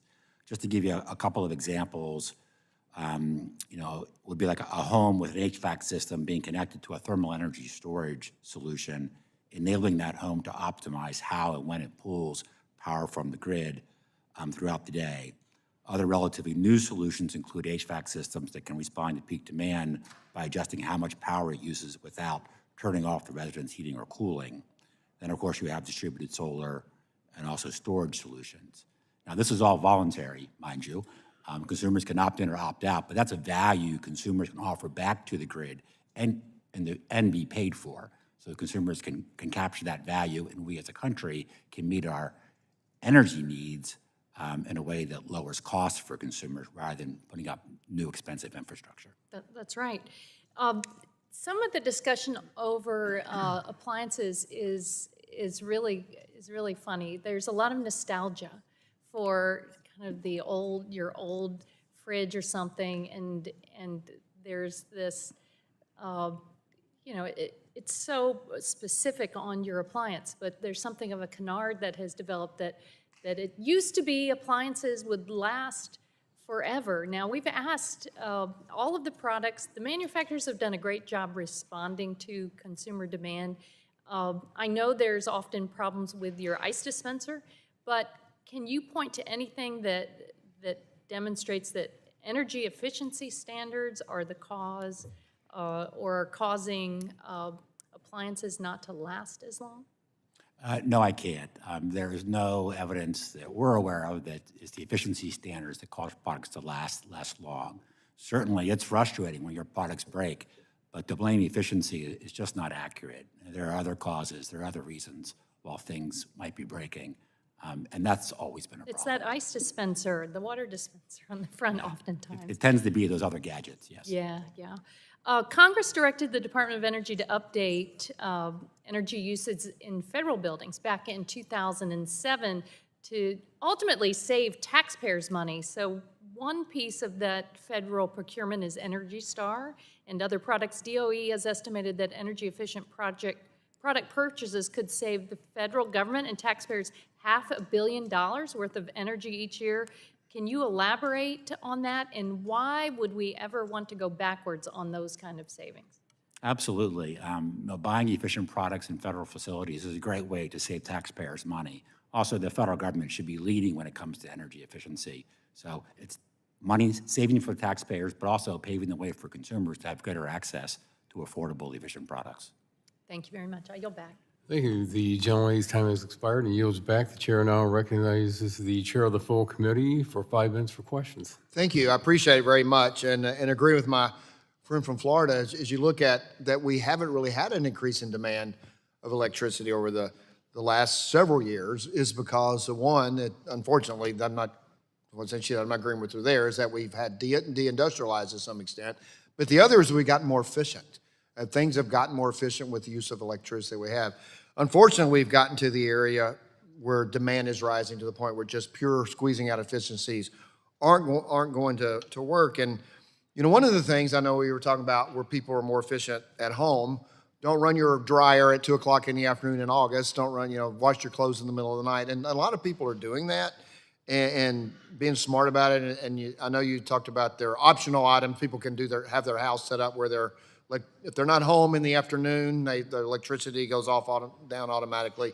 We had a power company, a Glasgow Power plant board, and Kentucky came up with this peak hour pricing because they wanted to get ahead of everybody else. And I remember asking a lady who's probably a millennial, saying, "Oh, this is great. I have everything on my phone, all my appliances. I watch my work." The problem was you had 92-year-olds sitting at home turning their power off because they're afraid they were going to get caught on the peak power. So we got to look at what's smart and what has unintended consequences and what you force people to do. You know, one of them, Mr. Lowe, is that, you know, we're getting rid of gas stoves, which means we're going to use more on the electric grid. I don't know, gas powers the electric grid if you have a combined natural gas plant, but also gas is a substitute for electricity and stoves, correct? That's correct, and right now about 40% of our electricity is generated from natural gas. But if you're using a natural gas stove in your house, you're not drawing off the grid for that cooking purpose. Absolutely correct, and under the previous administration, you know, 96% of stoves would have been eliminated for about $1.21 savings per year, or about $19 over the life of that stove. Other thing that they did in that was they took out a number of consumer-friendly pieces that people wanted. They wanted to have a grate over the stove. That was taken out. There's no energy efficiency savings in taking that out. It's much like the ranking member mentioned, you know, it's an added benefit, but there's no energy savings in that by removing that. It was something to do to disincentivize folks from wanting to continue to have their gas stove. Thanks. You think that a standard that effectively bans gas products and favors electric products is technically feasible standard? EPCA has to have a technically feasible standard? Just a quick answer Absolutely on that. not. I'm gonna go somewhere. All right, Ms. Cleary, in order for consumers to realize both energy and cost savings, standards must prioritize reasonable payback periods. Do you agree that this aspect of DE's appliance standard program requires reform? Do you think that allows for reasonable payback? Is a reasonable payback period? You're asking about today's? Yeah, so the DOE's appliance standard program, does it need reforms? Is it a reasonable payback period? I didn't ask that question well, I guess, but it requires a reasonable payback period. It appears that, do you think that the appliance standard gives you a reasonable payback period? Does it make sense? I'll answer your question in a way that makes sense. How about that? Okay, So yeah, I think perfect. you're asking if we've seen reasonable payback periods, and I think it depends on the product category. I think there are payback periods are starting to get longer in some cases, and really looking at the savings that consumers are seeing. For example, microwave oven rulemaking under the last administration is expected to save consumers 7 cents a month. That's less than $1 a year, and yet DOE was required to prioritize and review that rule when it could have been spending its time on opportunities where there are real opportunities for savings that consumers could realize in a reasonable period of time. Okay, thanks. So I got about a minute left. Mr. Tevenkamp, you operate in both Kansas and Missouri. Could you talk about the difference in the two states and how operating in the two states? So I operate in Missouri only, and in Kansas City, Missouri in particular is the big place that we work in. Since the 2021 code has been put into effect there, there's been ongoing debate on how long it takes for these efficiencies to pay back. And if you go back to the DOE report that was referenced earlier, you know, they show that payback in a couple of different ways. The simple payback method is the easiest, and it says simple in its name, yet it's the last one that DOE uses to show the consumer of how quick they can recoup their costs on, you spend this much, you save this much on utility, it takes you, in our area, 8.3 years to recoup the hard cost. The thing that DOE does with that is they take out other factors like financing that cost. They take all that away from it, and they give you that so it looks really good, but on their other methods, they calculate. My time's expired on that. Thank you for your answer, appreciate it. Thank you very much. The gentleman's time has expired and yields back. And just to let everyone know, the gentleman from New Jersey will be our last, before we have to go vote. They've called vote, and we have about 11 minutes left. And so the gentleman from New Jersey is recognized for 5 minutes. So I can use 11 minutes instead of 5? Pardon me? I can use 11 minutes instead of 5? No, you get 5 minutes. Thank you, Chairman. Thank you all for being here today. I know the topic is appliances and building policies and how this impacts Americans' ability to purchase homes. And deal with the affordability crisis that so many families are dealing with. And we hear about it every single day. I represent New Jersey's 8th Congressional District. The affordability challenge is something that we've been trying to tackle from day one of taking office. But I think this is just misguided. Like, for instance, I think if you talk to the average American or any industry right now, whether it's appliance standards or tariffs that are raising costs and making home ownership less achievable, I think tariffs would take the day, not appliances and their energy efficiency standards. So I think we're sort of missing the bigger picture in how we're going to deal with this challenge, especially because the president and Republicans who control the House and the Senate have talked about affordability, and we're here talking about, in my opinion, a very niche issue in the spectrum of things that we need to deal with as a country. So first question, in terms of those bigger pictures, can any of our witnesses tell me what the current unemployment rate is in the United States? Okay, so according to Reuters, the unemployment rate increased to a nearly 4-year high of 4.3%. The Labor Department's employment report also showed that the economy lost jobs in June and that job growth has slowed since April. Another big thing in terms of how people can address the affordability challenge is wages. Do any of our witnesses know what current wage trends look like in the United States? Okay. 21 states and D.C. have no measurable change in household income, according to an Economic Policy Institute analysis of census data. Overall, economists agree that the most recent jobs report was weak, showing slowed growth and rising unemployment. Economists also agree that Trump's policies will undermine any recent progress, especially for low-income households. So let's say we have more choice on the appliance front. Wouldn't we need employment to be as high as possible and wage growth to be as high as possible to afford any appliances, given how prices have also increased because of tariffs? That seems to me to be a bigger issue that we have to tackle as a country. Also, no matter what appliances we have, we've seen energy prices go up, right? You've heard that, you've seen that trend.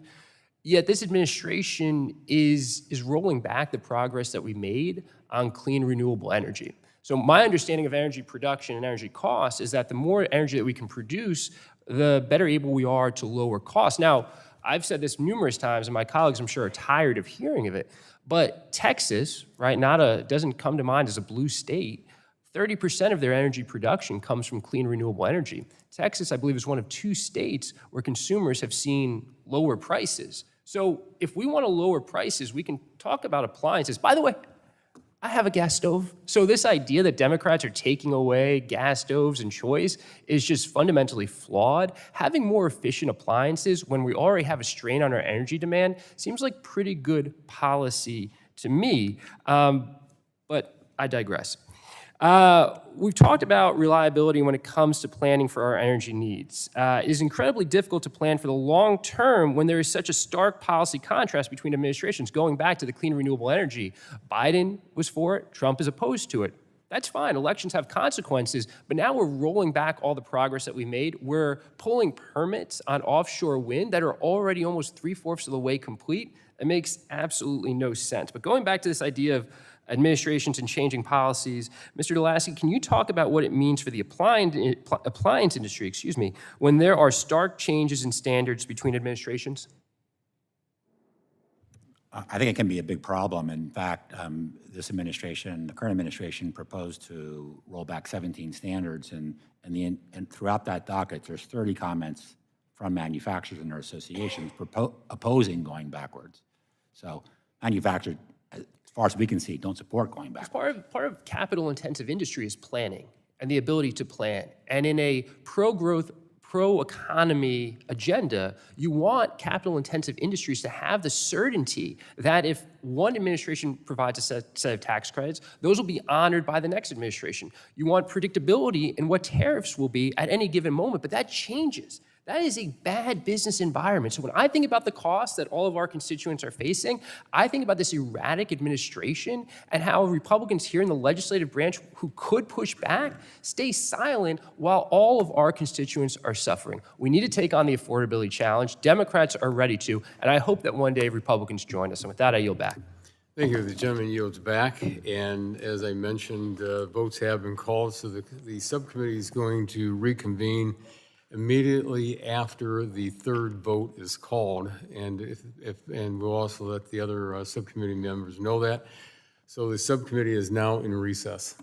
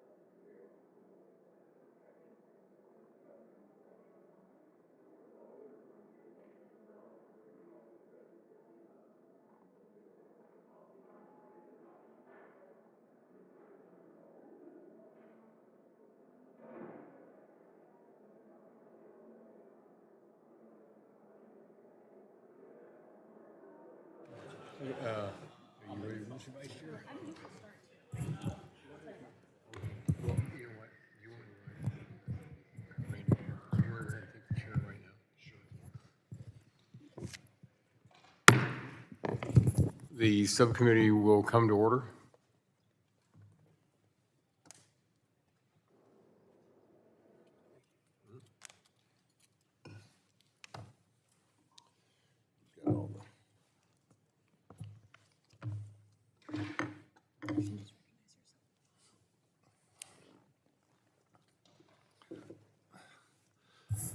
Okay, thank you for being here. The chair recognizes himself for 5 minutes. Y'all are all in your places with sunshiny faces. Good. Ms. Clare, I'm going to come to you first. You said in your comments that there's not much room for further decreases without sacrificing efficiency or performance. When you talk about those things, are you talking about household appliances? You're talking about the whole gambit from dishwashers to stoves to air conditioning to furnaces? Thanks for the question. I'm talking about many home appliances. So many of the products that are under AHAM's scope have seen standards, 4, 5, 6, as many as 7 tightening of standards. So for some of those products, if we are using technologies that are existing today, our concern is that future tightening of standards could have negative consequences. Thank you. I want to clarify that. Mr. Tebenkamp, is that how you say that? Yes. You're a builder. I was an air conditioning contractor for 35 years. So you're building houses there in Kansas, if I read right. Kansas City, Missouri. Missouri? Yeah. Kansas City, Missouri, okay. So you are probably aware that the houses get a breaker box, a main breaker box outside. Now, I'm 72 years old. My parents had a rental property growing up in the 50s and 60s. In fact, we still have rental property. You could have built an old house back then with a 100-amp breaker on the system. Now they're 200-amp and more. So what does that do to the price of electricity when you have to double the size of the electrical service? It adds to it. And, the house I gave as an example earlier, the client wanted to do a lot of electric appliances in that home. Due to the size of the home, they wanted to do an EV charger. In a 200-amp service, there wasn't enough. And during that time, there was an unavailability of 400-amp meters from our local utility. So we had to stick with 200. So they had to sacrifice doing that because they wanted to, but it all comes at a higher cost, obviously. Sure, and you've watched probably the ratings, I don't know how intricately you're involved in HVAC stuff, but the ratings on the furnaces, for example, AFUE ratings on the furnaces as they were increasing, going up because they wanted to have more and more fuel-efficient furnaces, that did nothing but drive the price up. You had to have a separate venting system. Now you got PVC with a drip line. All the things that were mandated to be energy efficiency was doing nothing but driving the cost of the house up. I think you said, and I'm trying to read my hen scratch, that I think that there was like $2 savings per month per year. On that home, it was $2 over the course of the year. Right. And one of those examples you just gave of the furnaces and the ratings on those, everybody knows about the new refrigerant change we just went through. That single change on most of our homes, depending on how many tons the system is, it's anywhere from a $1,300 to a $1,700 cost increase just for that refrigerant change. And that refrigerant change it's supposed to be, the equipment's supposed to be more efficient. It's supposed to be better for the environment. We're now having to install leak detection systems in the units because that refrigerant is mildly flammable. Yeah. We used to sell R22, I'm sorry, folks, I'm getting down the weeds a little bit, for $8 a pound when I started my air conditioning company in '81. And of course, as you know, 22, then it was 410, 410A, and so there's a whole lot of refrigerant that did nothing but go sky high. And who pays for that? The homeowner. Let me see if I can. Was it you, Mr. Lowe? I think you said about AFUE it was 1,132 annual savings over electric. Now, let me make that distinction for the folks here, for the committee. A gas furnace is extremely more efficient than an electric furnace is, because we already talked about having to double the size of the breaker box in your home. That also increases the size of the wiring. When you're running an electric furnace, partner, you better have probably anywhere from a 4-gauge to 6-gauge feed to that thing instead of a 12-gauge feed to a regular gas furnace. So I think you said that there was 1,132 savings over electric if you had a furnace. Do I remember that correctly? That's correct, yes. If you're using gas appliances to heat your home, cook your food, take your showers, yes. And the one thing we didn't say was during the winter time, if you had a gas, if you had a fireplace, as long as it was vented, the house was properly vented, you could lose your electricity and not have any heat, but you could have a gas fireplace that was providing heat. So my time is going to expire, and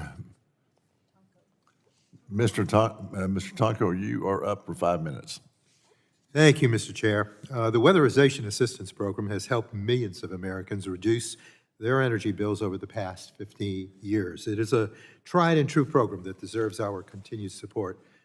Mr. Julaski, there's been a lot of discussion at this hearing about rising utility bills and how many of our constituents are struggling with energy affordability. How important is it that the Weatherization Assistance Program provides some relief to low-income Americans? It's extremely important. It is obviously something worth addressing in a bipartisan fashion also. Mr. Lowe, I also want to acknowledge and thank AGA for supporting the Weatherization Assistance Program. Can you talk about why this program is important to your members, customers, and what's the value in supporting a fuel-neutral program like weatherization? I think there are several values in that, starting off with a lower income family spending 16 to 18% of their income on energy bills because of a poor envelope with the house or less insulation, any of those things. Anything you can do to tighten the envelope means less money is being spent on the energy in that building. So incredibly important, very supportive of it, along with the LIHEAP program. Thank you. And I want to highlight a couple of important reforms included in the bipartisan H.R. 1355 legislation, which, in addition to reauthorizing the program, will help ensure that we are maximizing the benefits of the program to our constituents. One of the biggest issues facing the program is that material and labor costs must be under an average cost per dwelling unit limit, which currently stands at about $8,500. This limit has not kept pace with inflation, meaning there's a real risk that homes are receiving fewer weatherization measures than in the past.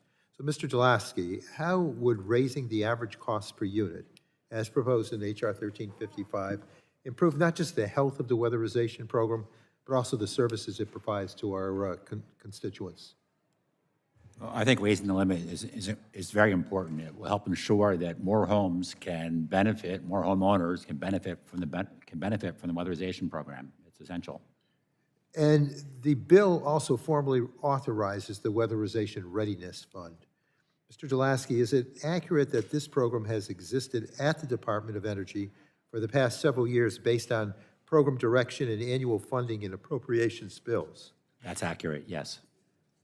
So it is fair to say that H.R. 1355 isn't proposing a new program, is that correct? That's correct. Yeah, we had some discussion about that earlier today. But this bill would formally authorize the program, which I believe is an important duty of this committee. So again, Mr. Julaski, why are these readiness dollars a valuable complement to the traditional weatherization assistance program? And based on the experience of readiness funding from the past few years, have these dollars been proven to be effective at reducing the number of homes deferred for weatherization? Yeah, readiness dollars are essential for the program. If a home has rot, if contractors can't enter the home safely, or if you have a hole in the roof or a mold problem, you have to remediate that problem before you can do proper weatherization. So the readiness program is essential for this program to reach those folks who really need it the most. And I assume there's a great number of homes that are ineligible without this sort of reform. That's accurate, yes. Okay, the Readiness Fund isn't intended to address a one-off issue, but to fix a systematic gap that is preventing many of the households most in need of weatherization from indeed participating in the program.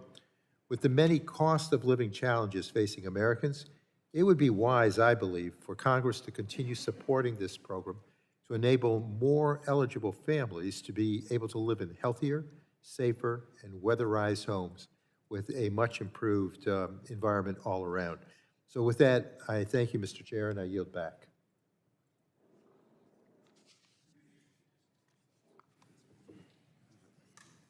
I thank the gentleman. The gentleman from Alabama is recognized for 5 minutes. Thank you, Mr. Chairman.